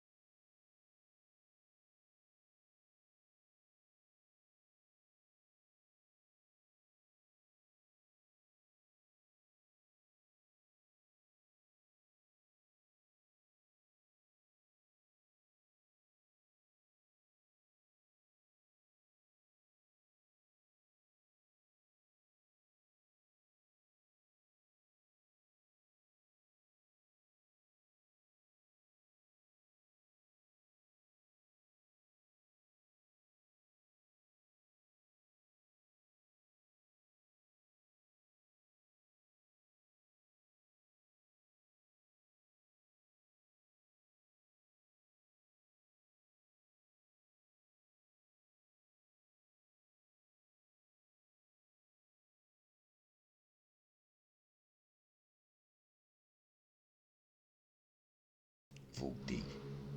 Voltando. Voltei, voltando, voltei, voltado. Voltei. Voltei. Voltei, voltei, voltei.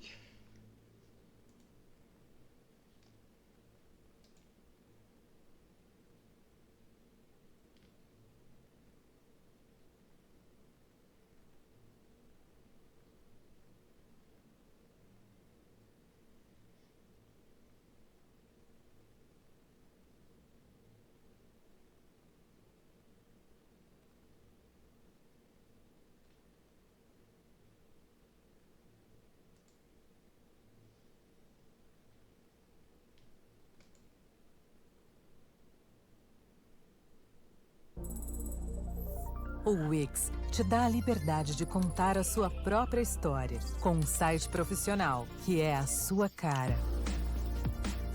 Personalize cada elemento do seu site e crie uma experiência visual única para... Alright, so here's our trick-or-treat route. We start here and go to Target and buy candy. And I did find a loophole where I can give you candy for free if you hold me at gunpoint. Well, it's not really free if we have to buy the gun. Yeah, plus the embarrassment of armed robbery. Guys, just admit it. We're too old to be trick-or-treating. I'm not 41 anymore. Yeah, plus all these health initiatives are really taking the fun out of trick-or-treating. Like, they're including apples with my razor blades now. Oh, come on, guys. Where's your holiday spirit? Arbor Day. So what, we're too old for Halloween now? Scott, I don't need Snickers. I need to get my prostate checked. Listen, I think we all have different ideas how Halloween should be spent. Why don't we just figure out a compromise? I have a better idea. Kill me, because that'll be quicker than what a lifetime of sugar will do. Am I spending Halloween wrong? Do I not know how to properly act on August 92nd? Well, how could I be? I'm celebrating what makes the holiday at its core. Candy. And if they don't believe that, who cares? It's their loss. They'll just have to experience Halloween without Twizzlers, Nicorette, Blue Chew. They'd have to anyways because I ate them all. But candy appreciation can go far further than farther, evident by all the merchandise. Golly, you know what I love more than the thought of chewing a Twix? Being chewed as one. And video games allow us to see what life is like in some of our favorite candy's shoes. It's the scariest time of year. Halloween is here, and better yet, an excuse. I just want to eat chocolate bars and say the word Dracula. Can't go wrong with a standard Hershey's bar. This was my favorite back in the day. There I am. Memories. I can still get behind them nowadays, but only via leaked footage. This is baseline chocolate. There ain't nothing special about this unless there's peanuts jammed in it. But I was a picky eater back then. See? I found peanuts and almonds to be invasive, ruining the purity of my chocolate, the scariest thing on Halloween. Oh, well, they make things more interesting. Yeah, so does having wet mice in your bed. Regular M&Ms versus peanut M&Ms? More like regular M&Ms versus go f*** yourself. Oh, God, yeah, I'm already pissed off. But you know what? Maybe I need to get more comfortable around these things in order to accept a peanut up their ass. Well, what better way to do that than try out the huge lineup of M&M's video games? My lord, this is insane! There's so many more than some of the biggest gaming franchises. What does M&M's and Xenoblade Chronicles have in common? Nothing, because M&M's has 2 more games. I think the mascots have something to do with that. Most candies out there don't have them. M&M's, on the other hand, not only do we have mascots, they all have their own shtick. Like the smartass and the sexy one. So crafting a game out of these is surely easier than sugar daddies. I was just informed it isn't. So what are you supposed to be? Oh, I'm a liar. Me too. Vampires. I'm going as if the Wolfman was going as me. I'm trying to go as adult, but I need more time. Well, if we're all gonna be adults this Halloween, we gotta lay down a couple of ground rules. Rule number 1, no rules. Rule number 2, no candy. But what if I'm giving up not Swedish fish for Lent? Improvise!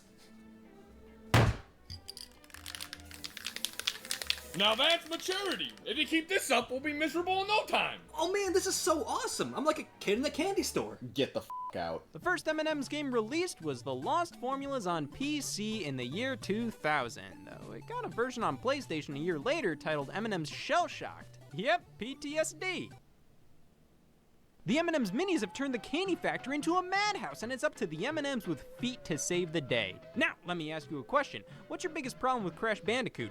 A, can't eat him. B, melts in my hand, not in my mouth. C, he's not an M&M. Whatever your answer is, we're safe here. Yeah, this is a direct clone of the Crash games on PS1 in every way. From the breakable crates to your spin attack move, it's pretty blatant. But that's not necessarily a bad thing. That is. Hey, I gotta give them credit. If you're making an M&M's game and do anything more than the bare minimum, I mean, that's a great pickup line. But what we have here is a sloppy-ass Crash knockoff and nothing more. I've seen worse, but not by much. Well, maybe M&M's Minis Madness will be slightly better than worse. This feels like a handheld adaptation / variant of Shell Shocked. They're even reusing art from it. So resourceful, can't wait for the next game. It's more original than Shell Shocked, that doesn't mean it's good. I would have taken an exact copy of Mario Golf with the yellow M&M in the corner, but no, we get a cheap-ass, poorly designed 2D platformer you wouldn't play for any other reason than going through candy games on Halloween. Praia pé de escola. A cerveja que desce é redonda. Beba com moderação. M&M's games can be like the least offensive thing you could buy a kid. Can be. It's like, you don't know what the kid likes, get them a candy-themed video game. I don't know, they must like candy, right? And something like this will suffice. The kid will play it, but when I play this game, I just get this lingering feeling. Mom and I aren't very close. These games are just whatever. I mean, they aren't good, but like, they're games based on chocolate. If a color popped up on screen, I consider that to be a miracle. But see, these were laying the foundation for M&M's games to follow. Over on the Game Boy Advance, we got 2 more titles, M&M's Blast and M&M's Break'em. Now, what does the next generation of handheld gaming mean for my 2 M's? A Mario Party clone and a reskin of some puzzle game from 2003. I might convert. A puzzle game is probably the most sound genre for the M&M's. Like, look at this. Nope, now there's 2. You did math. And Break'em is a completely competent M&M's puzzle game. But that's only because it's not an M&M's puzzle game. Now, outside of the plot, we have to stop Mr. Runch because according to the M&M's wiki, he has evil alignment, and what's even scarier is the impending announcement of his appearance. M&M's Blast is a cobbled together Mario Party ripoff, but damn it, it does the job of a licensed candy game for kids perfectly. This has such heavy shut the f up kid energy to it, just something for them to do in the back seat of an hour-long car ride. Basically, it's a 10 out of 10 at being a 4. But you know what? M&M's on Game Boy Advance is like the M&M's in my pocket. Oh, God! A very playable slop. I just don't get it. Why do all the M&M's games feel like they just cram the characters in at the last second? You can do so much with the concept of I'm the blue M&M. That's every kid's fantasy. My nickname is Every Kid. It's just all so generic, but hey, over on the Wii and DS, we have the largest output of M&M's games to date, which surely must mean oh my God. M&M's Adventure, M&M's Beach Party, and M&M's Kart Racing. And now, I've talked about all these games before while diving into shovelware, so I've had time to prepare my statement. What the f***? Let's start with M&M's Adventure, because I have the nicest things to say about it. It's bad. But you know what? It's a surprisingly capable 3D platformer for being such a giant piece of shit. Even though it says adventure, I've come to expect just piss-poor minigame collections from these types of Wii games. So the fact that it's an actual video game, I mean, is this reality? Yup. M&M's Beach Party. This finally answers the question of what happens when you get sand on my M&M's. This game. And finally, there's M&M's Kart Racing. This was not the ideal era for those who just wanted to do everyday things as the blue M&M. Go-karts, skee-ball.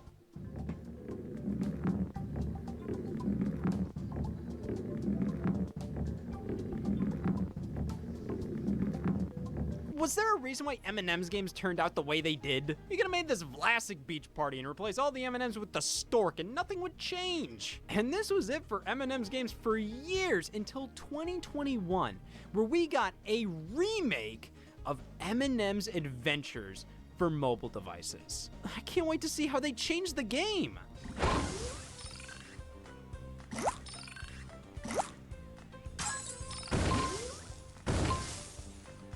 Oh wow, they changed the music. Whoa, are those M's? Yeah, and also M's. Gosh, I've always wondered, what do they do when I'm not chewing them? You got any Skittles? Throughout my entire life, I've always been a chocolate user. That's my go-to style of candy. The sour stuff, you're a masochist. Gummies, you're taking part in a science experiment. Now, fruity junk, though, I was always a bit more open to that. I mean, how could you resist the fruit Tootsie Rolls? Okay, well, there's one way. But Starburst, Airheads, Laffy Taffy, all great stuff, though it always came back to the Skittles. I always enjoyed a Skittle or two, but what I really loved was Skittles gum. That's right, I loved Skittles so much I never wanted to swallow. So I think a video game based on the candy would be perfect for somebody like myself. I just want to skittle around for as long as possible, engross myself in the world of misspelled M&Ms. Give me Skittles the video game. Oh! I'm sorry, I just get a little freaked out at anything that isn't Skittles the video game. Ah! What even is this? Darkened Sky? Just a generic fantasy adventure game? Okay, let's look further into this. Well, how are we gonna decorate these pumpkins? Nah, that's too whimsical. We can write our last will and testaments on them. I'd rather wait to deal with that when I'm ready and dead. Why wait? Dear Will, I leave to you my childhood collection of... Your childhood? Only children have childhoods! Boo! I can explain. It was just a phase. Well, I'm going through a phase too! It's called getting you the hell out of here! Okay, so this was developed alongside M&M's The Lost Formulas, but was something far different, and more so influenced by the Skittles ad campaign at the time rather than based on it. You had some very fantasy-based Taste the Rainbow commercials, so here's a completely original fantasy game with absolutely no mention of Skittles on the box outside of the copyright notice. But then, you jump into the game, and how do you use magic? Why, with Skittles, of course! Is this supposed to make me hungry for Skittles or use them for more than just food? Yep. This is genuinely one of the strangest video games to ever exist, especially when looking at the development. When the company behind Skittles reviewed the project for approval, this action-adventure game that had next to nothing to do with Skittles, basically the only feedback they gave was no snakes. You can have things that look like snakes, but no snakes.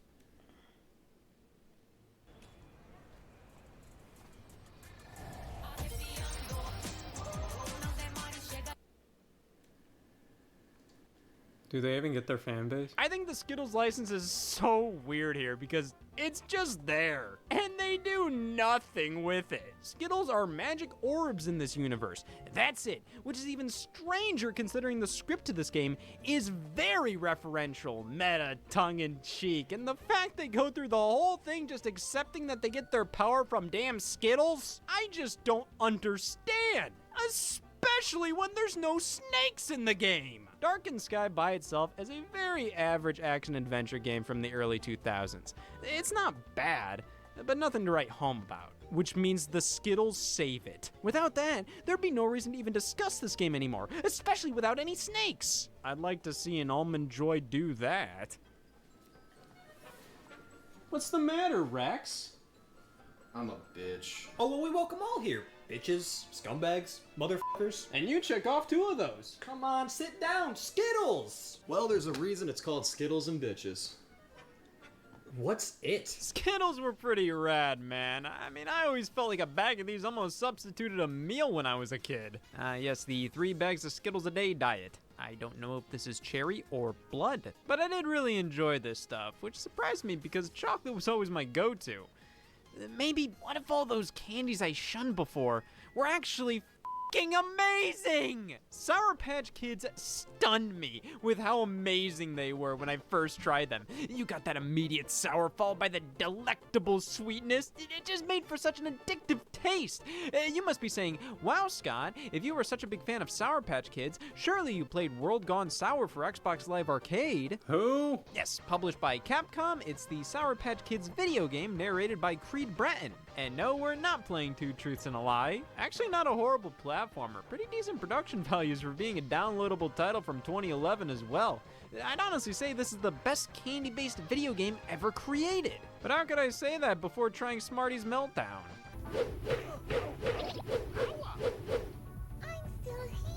I can see the future! This is a European-only release, evident by the fact the Smarties in this game are actually edible. Yeah, you ever see the difference between Smarties in Ohio and Smarties in countries they know what Smarties should be like in? What would you rather have?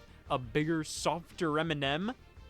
Or fucking chalk? Well, Smarties Meltdown has us take control of not fucking chalk in a 3D platformer that I'd say is a lesser version of M&M's Adventure.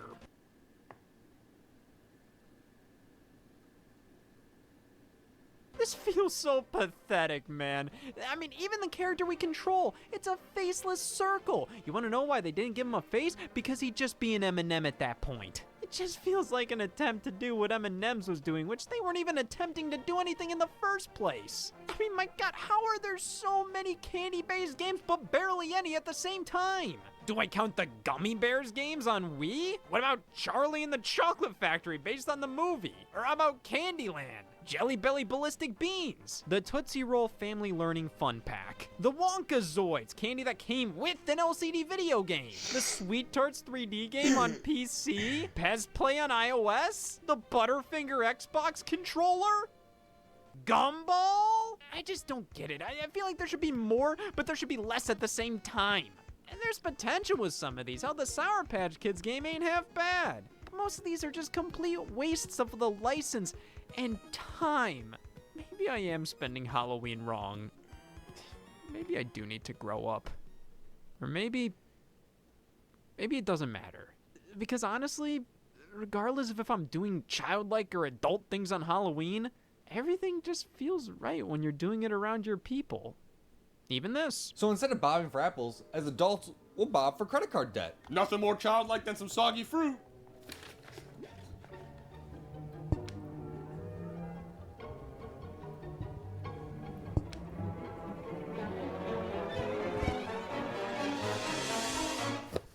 Soggy fruit, you're no adult. I can't believe I thought I could have authentic adult-only experience with you this Halloween. Enjoy your credit card debt, minor. Hey, Target employee, how's adulthood? Oil changes, prostates, income fraud, mowing the lawn, slowing down in a school zone, Remembering the good old days? f***ing the neighbor's wife, That's adultery. knowing what adultery is. Wait, that's adulthood? I just want to spend Halloween correctly. Well, it turns out you were. There's no right way to spend Halloween correctly. But if there was, I think we're doing it right now. Hey y'all, Scott here, and there's no right or wrong way to spend Halloween, as long as you're with your friends. And most of them survive.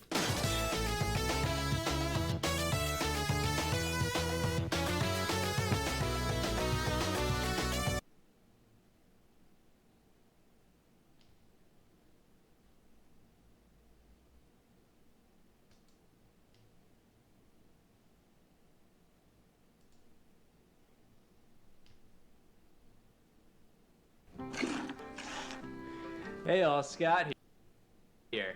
I'm from the best generation, the worst one. What we have is special Monopoly without indoor plumbing. We don't need no electricity for fun. Here. Look at me. I'd like to see a Game Boy do that. With jokes on them, I still don't have indoor plumbing. The medium of video games has given us some of the most creative and mind-blowing interpretations of entertainment ever conceived. A painting may show you a vast world filled with nothing but possibilities, but a video game can bring you there, allowing for infinite options on how you consume what the artist has laid in front of you, truly being one of the most lucrative methods of telling a story, creating a universe, developing beloved characters, and especially giving people an experience they couldn't have anywhere else. F***ing Jenga! Board game video games. Now, I'm not talking video game board games. Unless you want me to. I'm talking video games based on board games. Everybody's played a board game, but have you ever played a board game alone? Most board games are meant to be played with a handful of friends, all huddled around a table. The physicality of moving pieces around, picking up cards, rolling dice, all while having conversations and fighting about the game at hand. It makes for an experience, while sometimes incredibly simple, still effective to this day. Board games will never go out of style. It's not as if video games replace them. They've just always been a different type of fun. So it only makes sense to try and harness the power of a game like Monopoly and instill it into a video game. You get the best of both mediums, a tried and true titan of board games, now in the form of video games. This is Monopoly for the Sega Master System. Mono-Poly. That's an oxymoron. Monopoly is probably the most well-known branded board game in the world. I mean, it's been going on since 1935 and has received hundreds, maybe even thousands of variants. You got Best Buy Monopoly, UPS Monopoly, Bass Fishing, Sunmaid, Heinz. Well, you know how to get me interested in something. But hey, the sheer amount of different versions alongside how every family seems to have slightly different rules on how they play Monopoly shows how this is a game that you're truly supposed to play how you want. For example, when my friends and I play, we don't use dice. So damn, I suppose I'll get to choose how I play Monopoly on Sega Master System.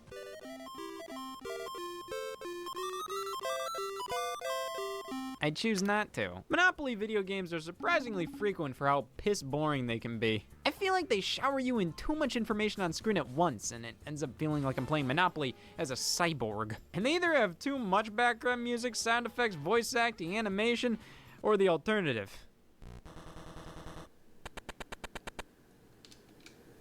I have cancer. Yeah, the alternative is worse. But a game like Monopoly for Nintendo Switch, I can appreciate the amount of polish this has, but it gets to the point of overkill. Every time I roll the dice and watch my piece go around the board, the pace and movement just feels so exaggerated. Like if this was real life, 1, 2, 3, 4. This version also features the ability to shake your controllers to roll your dice, with the rumble replicating the feel of them in your hand. Say anything you want about this game, but you can't deny it declares our lifestyle. To be fair, we can turn off all this garnish and tweak the rules to fit our Monopoly playstyle. Everybody has their own. And the presentation has an undeniable amount of quality to it, even if it can be a bit much. This game runs at like 20 frames a second, like you couldn't get 21 out of Monopoly? But the user interface is clean and understandable. Plus, they push the aesthetic of a Monopoly board to its near limits, taking advantage of the fact this is a video game. We can play on a classic board if we'd want, but why do that when we can play in a city, an amusement park, a haunted house, or just play Monopoly on Super Nintendo to get that classic experience?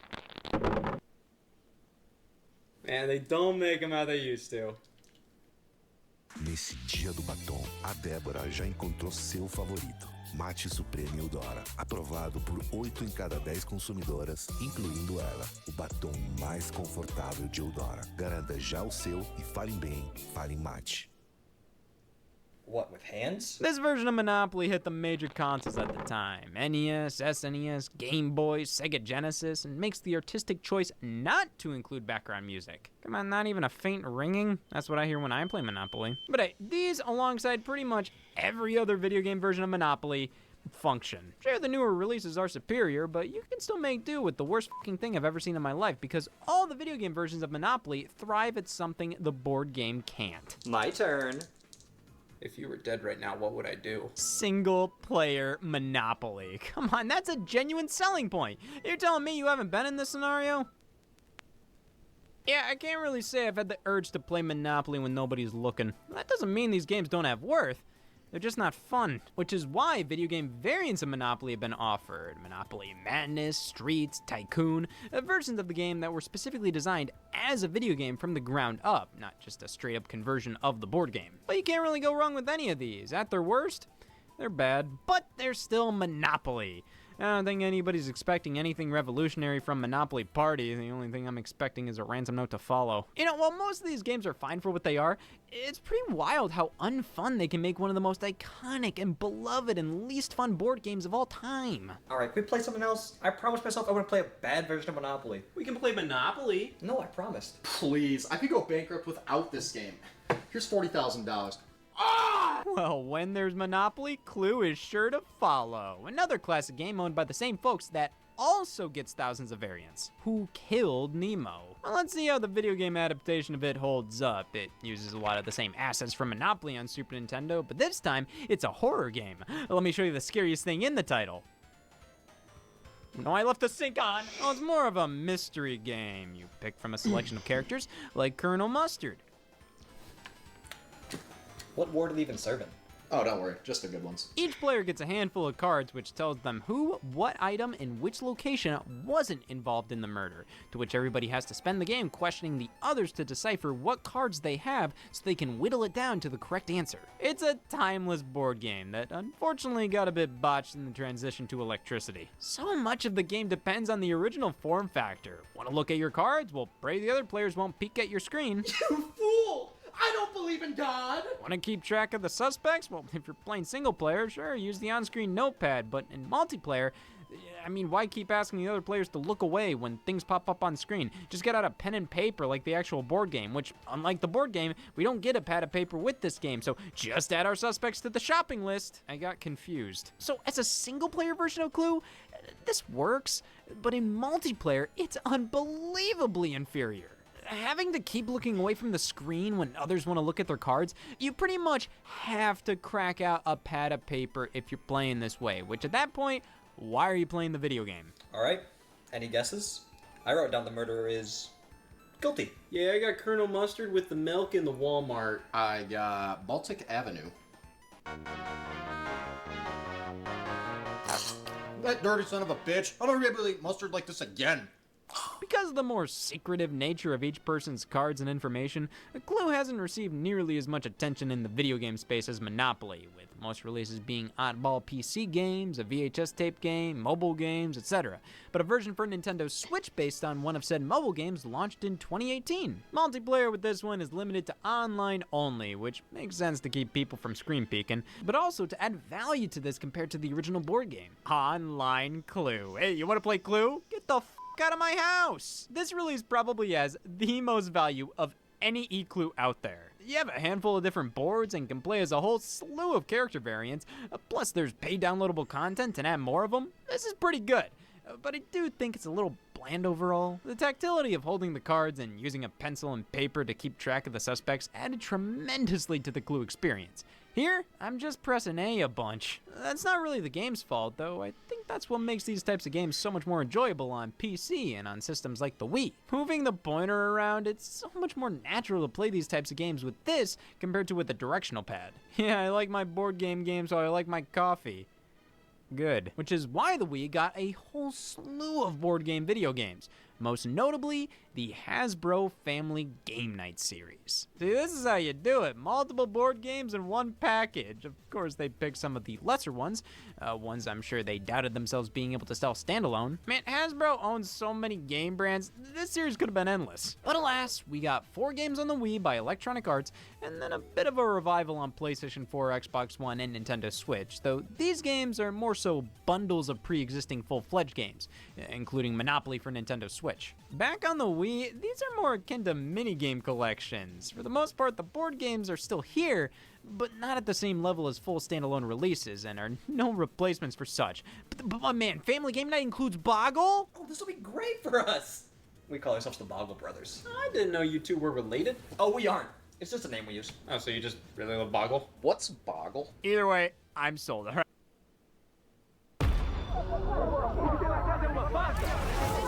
O diabo está na Pensilvânia.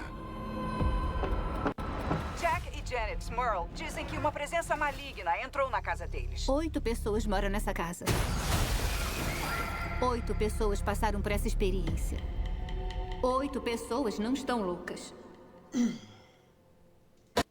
8 pênis. Alright, we got Yahtzee, Battleship, Connect Four, Sorry, Boggle, and Sorry Sliders. Sorry Sliders always felt like an incredibly pointless spin-off of Sorry. Like, what? Just because you can slide the pieces, let's make a variant of the game that has nothing to do with the original? You just slide the pieces now? What's the point of this? Oh, that is. Battleship, a game all about keeping your ship formation secret. Oh, a mole! A mole! How does nobody notice this? He's watching every move I make! Really makes you think, looking back through history, but oh my god. Boggle is as Boggle's been, at least I assume. Never really played this game.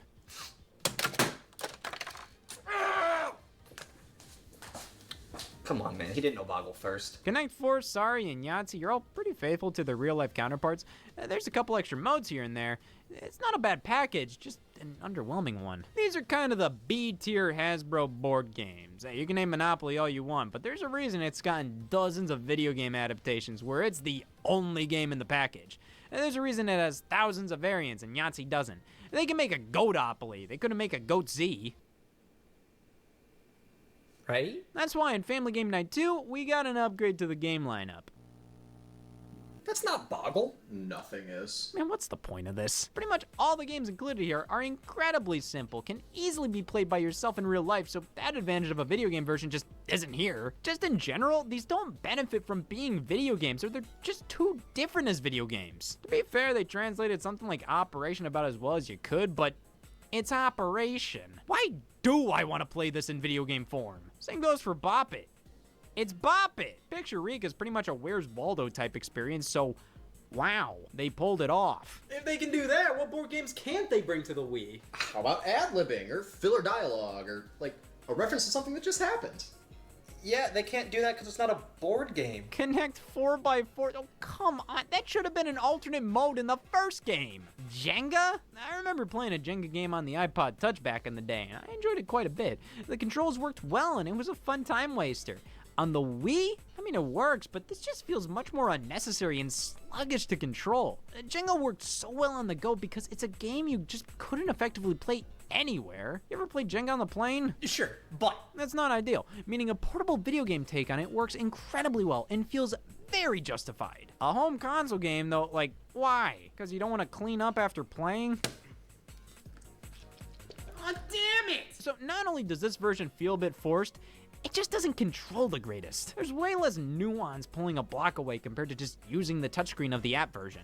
It feels like the Wii game just doesn't understand exactly how hard or soft you're truly yanking these out. But in the end, it's something you could get used to. This is fine, I guess. But maybe they improved upon it in the standalone release, Jenga World Tour. Free Jenga. It feels good to be a part of something. I love games that allow me to step foot into a role I've never been in before.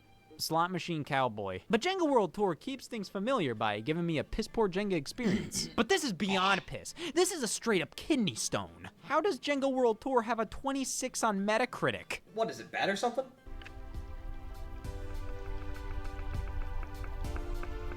It's game over. No.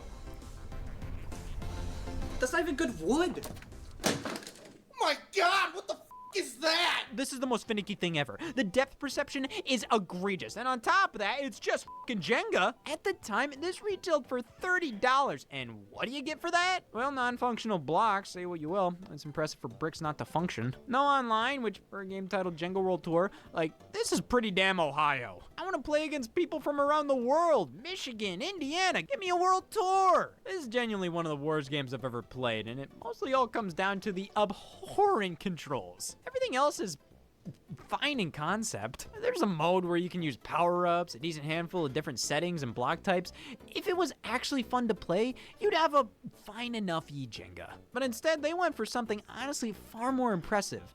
The worst goddamn thing I've ever seen in my life. Oh, really?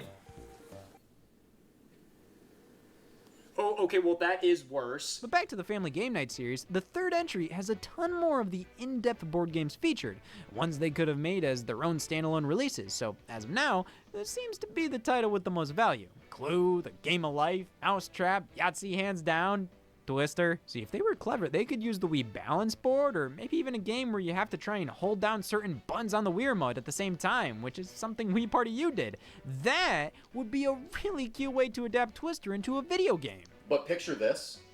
No. It's a rhythm game now. Tap the buttons in order. That's not Twister, that's just common courtesy. The rest of the games are fine, albeit fairly lifeless interpretations of the source material. I mean, Mousetrap is pretty much a straight conversion of the board game, but damn is it lame as hell. I would want to go see Niagara Falls in person when I can draw you this picture of it instead. Some of these games here are just too reliant on the tangibility of the board game versions that I wish they'd either replace them or try a little harder to adapt them in more clever ways, which, hey, for the next title, they did just that. Based on a game show, based on the video game franchise, based on the board games, this is Family Game Night for the game show. No, this is unfortunate. Yeah, take the actual adaptations of the timeless games and turn them into 2-minute-long minigames that might have something to do with the original. What the f*** is a Boptagon? These are fine, but they're over so quickly and don't have the replay value the actual board games have. Scrabble Flash is enjoyable for a few minutes, but enjoyable enough to pop this game in every time to play? In previous games, they had remixed versions alongside the classic titles. Why couldn't they have done that here? Instead, the main attraction is the game show mode, which has you play each of the games one after another, and 20 minutes later, it's done. Yes, a perfect replacement for the real board games. The Family Game Night series is quality, yet never felt thought out enough to be warranted in my opinion. They could have chosen different games and reworked them in smarter ways to make them work as video games far better. And what they ended up doing was either just the same goddamn thing as the board game or Twister. But next up, I want to take a look at some games that harness the spirit of the Family Game Night series without the starch. The multi-game packs on Game Boy Advance and Nintendo DS. I don't know if there's an overarching series name for these things other than Jesus Christ. These are all pretty cheaply made, but they do the job. Being on handhelds make them feel far more justified. You can play whenever, wherever you want, by yourself or with others if multiplayer is offered.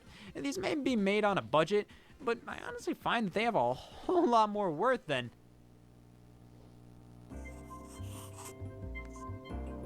Uh-oh, T-minus 10 seconds. Oh, a stork. Way to go, blue team. All right. Next word.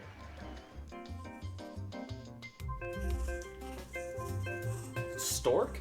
No. Big bird. The genre is I'm sick. Oh, dude, he's getting fucking shot. Way to go, blue team. That's pretty sick. It's also pretty sick.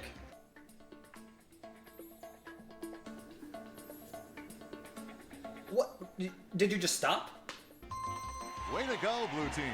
Yes. Alright, so I can pick between Junior Pictionary and Adult Pictionary. Oh, no, don't do adult. I don't want to draw a mortgage. Okay, Junior. I can draw dirty laundry. Do you really want to draw a corpse? Weekend trips. Fishing. Isn't that spelled with a PH? This one isn't working out. But I promise you guys, we will get a legitimate board game experience. How about Battleship? I am gonna hit you with a blunt object. I do understand Boggle now.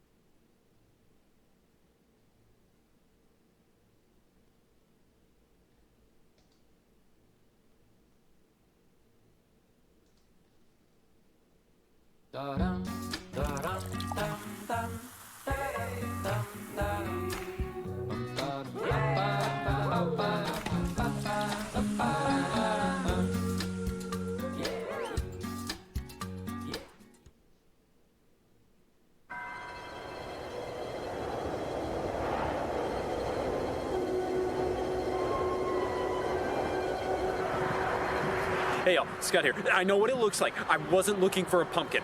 I was looking for grass. Oh, wow. Okay, fine. I couldn't take it anymore. Just yesterday, I was doing a live. I've had enough of this! And I decided to finally buy a pumpkin.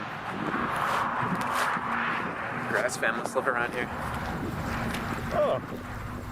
Welcome to the Lessler Pumpkin Orchard, where pumpkins are a specialty, orchards a close second. Whoa, vegan Terry Lessler running a non-permitted pumpkin patch. Can you name a more vegan crime? Well, I've been a gourd user for a while, looking to make an upgrade. Never bought a pumpkin before. What are you carving during the fall then? I'm mainly using watermelons. Well, we do offer conversion therapy. Nah, I think I'm good. I'll buy that one. I'll buy that one. That is a nice-ass pumpkin. Oh, this is just a rental. No, I'm looking to own. You really think you're ready to go in raw and own a pumpkin? It's a lot of responsibility. Maybe you should start with a goldfish or something. No, ever since I was a kid, I pledged that by the time I'm 17, I would own a pumpkin. I'm 23 now, and I've gotten nothing done over the past 6 years because this has been at the top of my to-do list. Let's get this over with. Perfect. We'll do a background check. You'll be the first you to own a pumpkin. Yes. I'll pick that one, the orange one. You want the 2-year warranty? I hate the metric system. How many hours is that? And I run a pumpkin patch, not a clock. All right, just tell me when.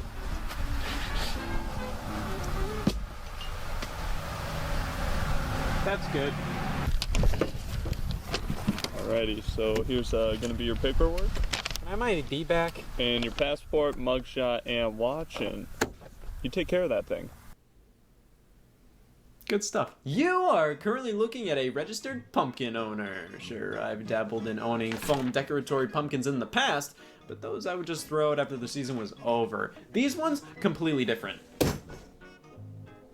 This one's real. I asked if there was any pumpkin regulations in the county. I can't quarter it in a time of peace.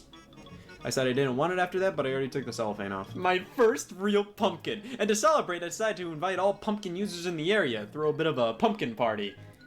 I hope that isn't slang. Terry should be happy to see how this pumpkin's doing, and plus 4 years from now I'll be throwing my first party, so I think I'm ready to throw another one right now. I think I'm finally ready to present myself in front of the pumpkin demographic.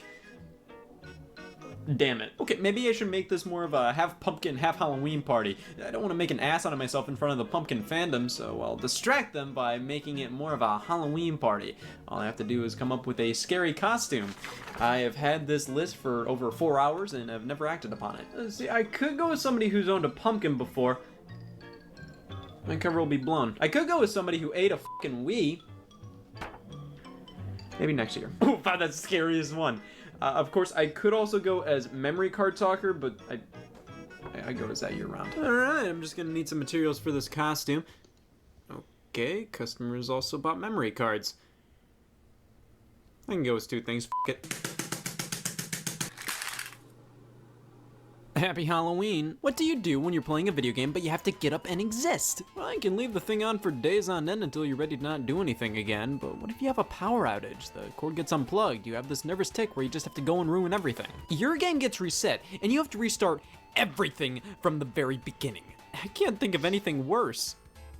Anything. You have to be protected in case something like this occurs, so bring in the memory cards, the gaming contraceptive. Saving your progress in a game is something we all take for granted nowadays. Remember when games didn't save at all? The only way to beat them was to play them all in one go. From start to finish, you had to experience what it's like to be depressed. Some games started using passwords. Get to a certain point in the game, write down the password it gave you, enter that in, next time you boot it up, bam, right back where you left off. But right after they made the English language, they went, oh man, they're gonna make Metroid, aren't they? Oh, zeros, capital O's, lowercase O's, ones, capital I's, lowercase L's. Sure, in the game itself, they're distinct enough, but when you're writing down a password, you'll probably just use whatever your brain thinks would be funny. Why couldn't God make the O look like this? And these passwords could be ass long, like I didn't know these many spaces existed. Sometimes you'd get passwords with icons to use. That immediately makes things a problem for the artistically challenged out there. What are you talking about? That's a squiggle, not a sigma. So to pick up where you left off in games, you either had to keep the game console running indefinitely, or something you have to explain to your parents. I don't want them thinking I play Mega Man 4. What is this?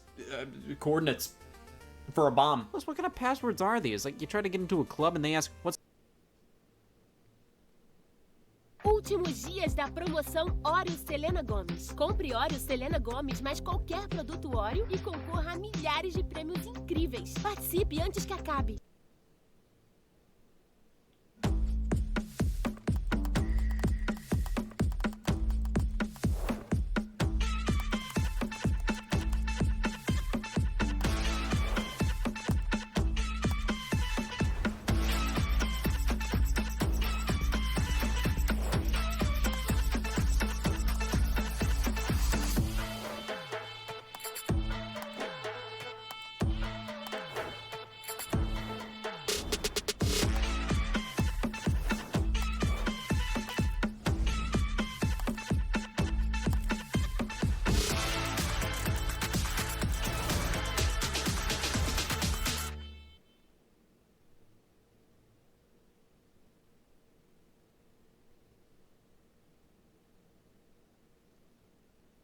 What's the password?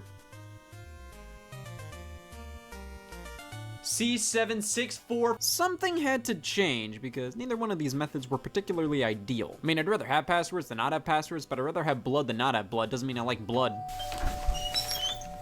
Talking about memory cards, one sec.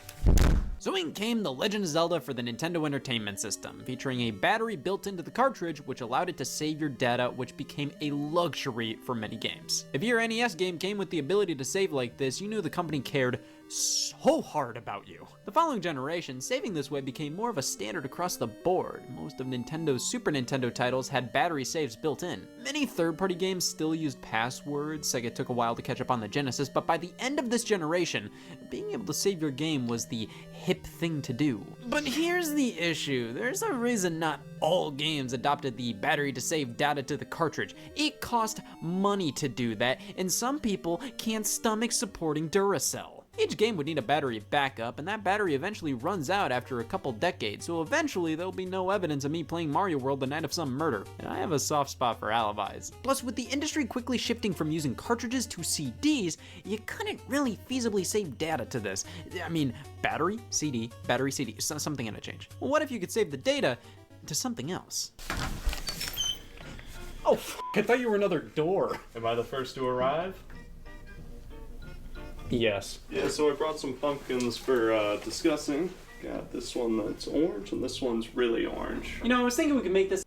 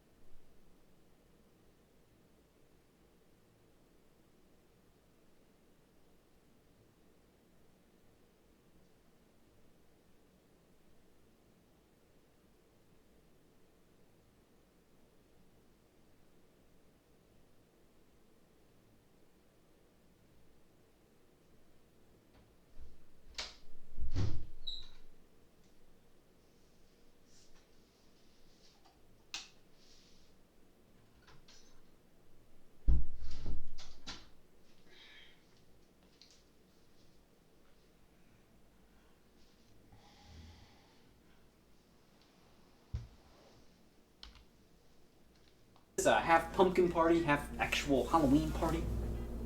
What the hell's Halloween? Well, just step outside, change into a scary costume, and you'll be fine. What are you, a meat eater? A person. Oh yeah, I can tell by the hat. Well, feel free to not say anything until the others arrive. Oh, what the hell? I give you a pumpkin for well under a year and you turn it into memory cards? No, those are just memory cards for the GameCube. For the GameCube? Here, let me explain. Memory cards gave you the ability to save games to a choking hazard. I mean, it made perfect sense. With these, you wouldn't have to worry about cramming a save feature into the game itself, just force the consumer to deal with it. This way, no game had an excuse. If they were on a console with a memory card, yup, they had a save feature. Unless you didn't own a memory card. I think we've all been in that situation. You own a console for a bit, but you don't have a memory card, so you just kind of play the game you have, but you can't save, so hey, let's just keep playing from the beginning. Of course, that's how most NES games were, but I owned a GameCube and didn't get a memory card until a couple months in. I am an expert on watching the opening to Battle for Bikini Bottom, but once you actually got a card, oh my god, my options skyrocketed. I can save? You know, memory cards actually first appeared on the Neo Geo AES. I don't give a shit. You can save your data onto it and then bring it to a Neo Geo arcade cabinet, plug it in, pick up where you left off, which is a killer plus to using memory cards. You can bring them anywhere. Your saved data can always be with you. Make a necklace out of it. There's a lot of memories you can dig up on one of these, especially if they were never owned by you. Look at all these game saves, preserved for us all to point and laugh at. I mean, the term memory card can mean two different things. It saves game files, sure, but it also saves memories. This was my childhood GameCube memory card. Yeah, I got the Mad Cat 16X, not the official Nintendo produced one. These came with carrying cases.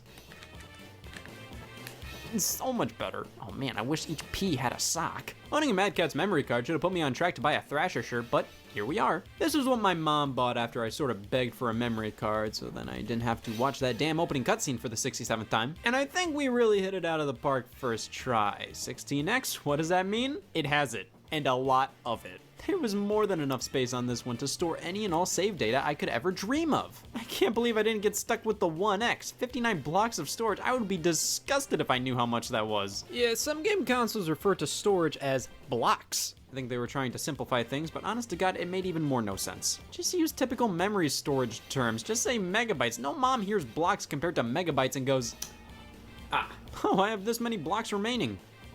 What does that mean? I could say you were better off buying the official memory cards made by the console manufacturers themselves, but why would I? These aren't like third-party controllers where like, yeah, if they're cheaper, you can really feel it.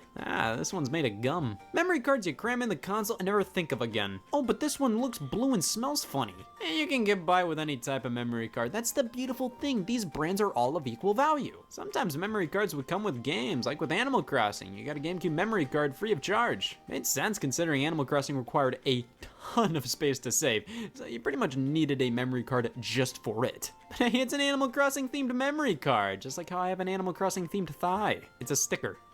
That's it. You can theme anything to be Animal Crossing this way, but I appreciate the sentiment. I'm surprised there weren't more special edition memory cards. I mean, they existed. Here's Spider-Man crawling out of his grave. However, most of the time, you just have to choose between cards of different size capacities and colors. But just the fact different colors were offered really baffles me as to why there weren't more grave digging options. So, cool bullshit, right? I don't know. Is it really worth neglecting your pumpkin for so long that it can save guys? I can't help it the pumpkin dies. All the bees flew south for the winter. Pollination's over.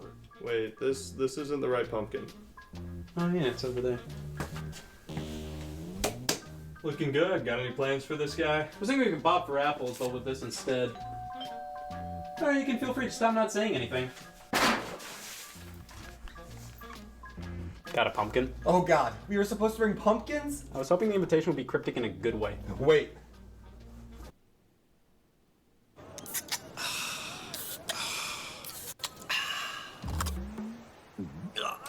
Praia pé de escola. A cerveja.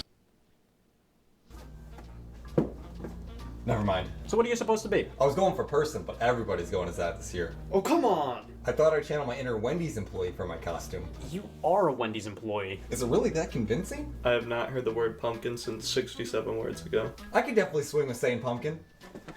Say this one! Now with the boom on these things, many companies had some kind of revelation, like they needed to innovate every possible thing. Like, you know how some shoes have software updates now? For the Sega Dreamcast, the memory cards for this system were dubbed VMUs, Visual Memory Units. They were memory cards, sure, but they had a screen and buttons and were their own mini game console. Of course, with that screen, that meant in multiplayer games, you could see things that were exclusive to you, so Sega could tell me where the antidote was. And then you could unplug the VMU, take it on the go, and play little mini games. It's amazing this idea wasn't ever fully replicated. It's pretty cool, but it's pretty worthless, so that's pretty much why. Like, is this really necessary? This is just another battery you have to worry about, and what's the point when you look over at the PlayStation 2 and that used a fucking saltine for its memory card and everybody in the world owned 2 of them? The closest a console got to replicating this idea of your own personal screen had Mario Tennis on it, I'll give it that. Whoa, I didn't know pumpkins could save game data. They're truly God's favorite.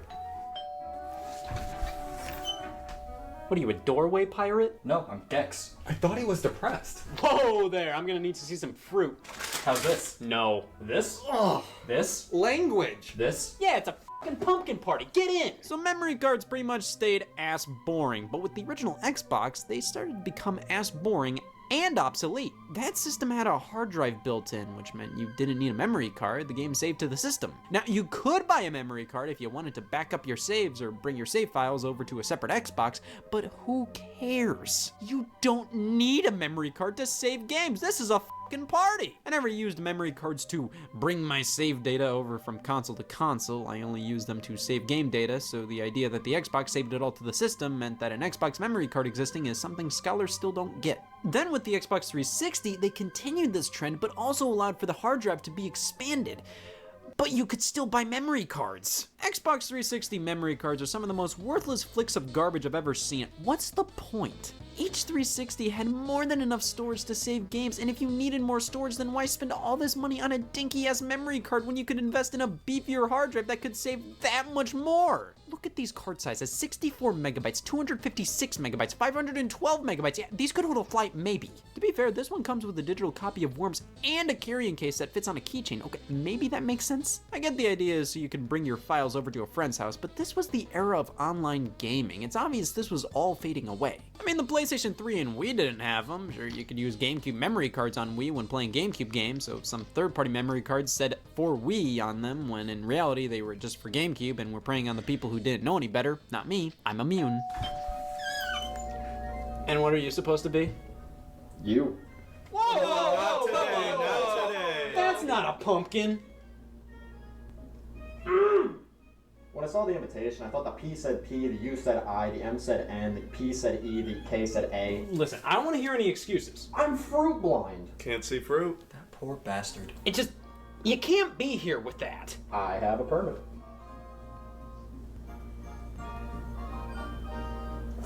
Fruit blindness. It was obvious things were moving in the direction of storage built into the consoles, rather than relying on external cards. But wouldn't you know, at least the PlayStation Portable kept the dream alive. Oh, I thought it was a fingernail. Why does a handheld system need a memory card? Same problem with the PlayStation Vita. Early models didn't have any storage on it, any at all. And even though the games were now on cards, you still needed a memory card. And the PlayStation handheld memory cards are proprietary. They only work on these specific devices. You can't even use a PSP memory card on a Vita or vice versa. They were expensive too. Why couldn't they just use standard SD cards? The Nintendo 3DS did, and hell, the games mostly just saved to the cartridges themselves, which made things crazy simple. You could take a 3DS game you were playing on one system, pop it in another, and boom! The save data's all there and accounted for. Why can't everybody be like Nintendo 3DS game save files?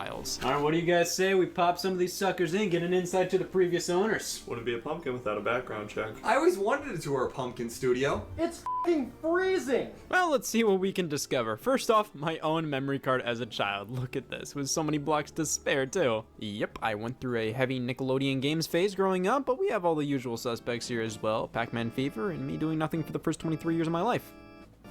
How old am I? But this one actually came with a used copy of Luigi's Mansion I bought. The guy just forgot his memory card was inside the case. See, a lot of game cases come with inserts for memory cards, much like how most cups come with containers. So let's pop this one in here, and why not? Let's check out this one too. What? Huh, that's odd. They're basically the same thing. Yeah, like uncle and daughter. Those are my two biggest fears. Mine are isolation and Windows. Okay, well, this one's gotta have something good on here. Look at it, this one has more in common with a bookmark than it does a memory card. Wind Waker's save file, we gotta check this out. Must be code for the name Jim. So this one's gotta be good. There's nothing but Odama? These aren't pumpkins, are they? What was your first tell? I knew it. Every time a pumpkin claims to save Geist data, it's always a scam. How can I let this happen twice? Right when we found these weren't pumpkins, I knew something was up. Yeah, guys. Let's get out of here.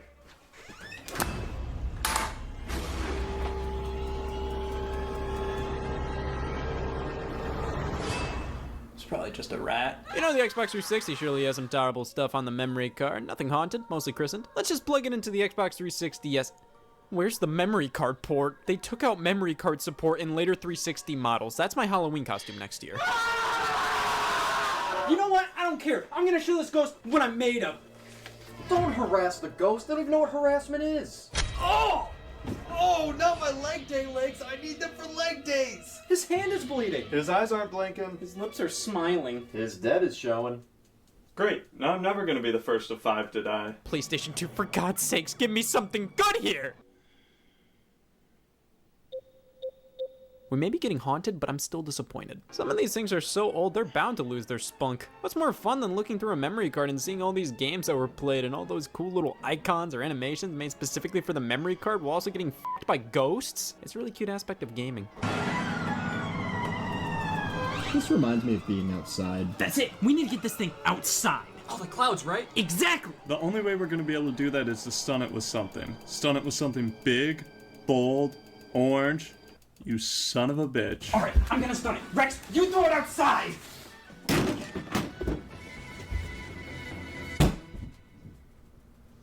Take off your costume. fuck? This is a room? Okay, no, thanks for coming. It was a fine party. And only one death. Listen, I'm sorry about... Nope, not hearing it. That pumpkin had a whole bean of pumpkin in front of it. You know how old she was in pumpkin years? Oh, that was a pumpkin? Thought you used a napkin. What's fruit blindness like? It's really funny. Until you have to identify fruit. That pumpkin had it coming. It couldn't even be a watermelon. You take that back. Should we take him to a hospital? No, he's already dead. And gotta say, first time owning a pumpkin, not impressed. It's not supposed to impress you. It's supposed to evolve you. It's a fucking pumpkin, and destroying was the only way to stop possessed memory cards, Terry. I never wanted to be in the fandom anyways. I found one bad person, that means it's the worst. I'm going to bed. I've been practicing being angry in my sleep.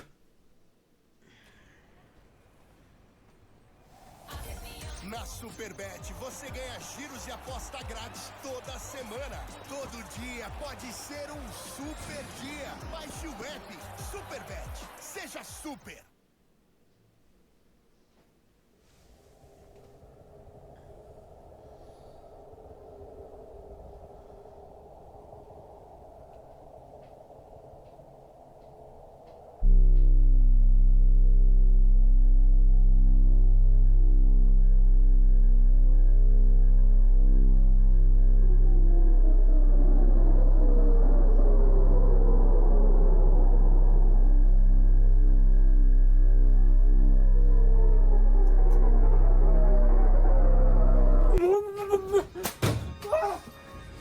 Every Friday night, I'm so sick of... Oh, we kicked the demons out of you. What's your problem? Ah! Wait.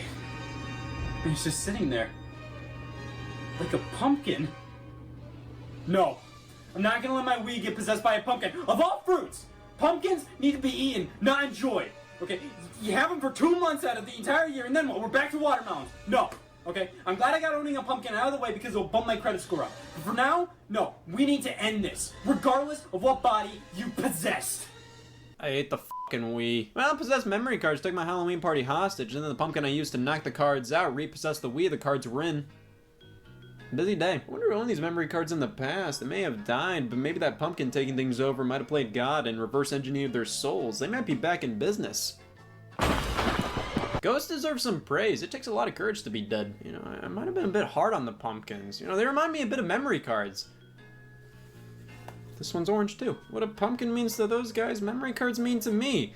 They're just such fun little experiences to have, with or without possession. And that's how you know you truly care about something. If you don't need possession to enjoy it.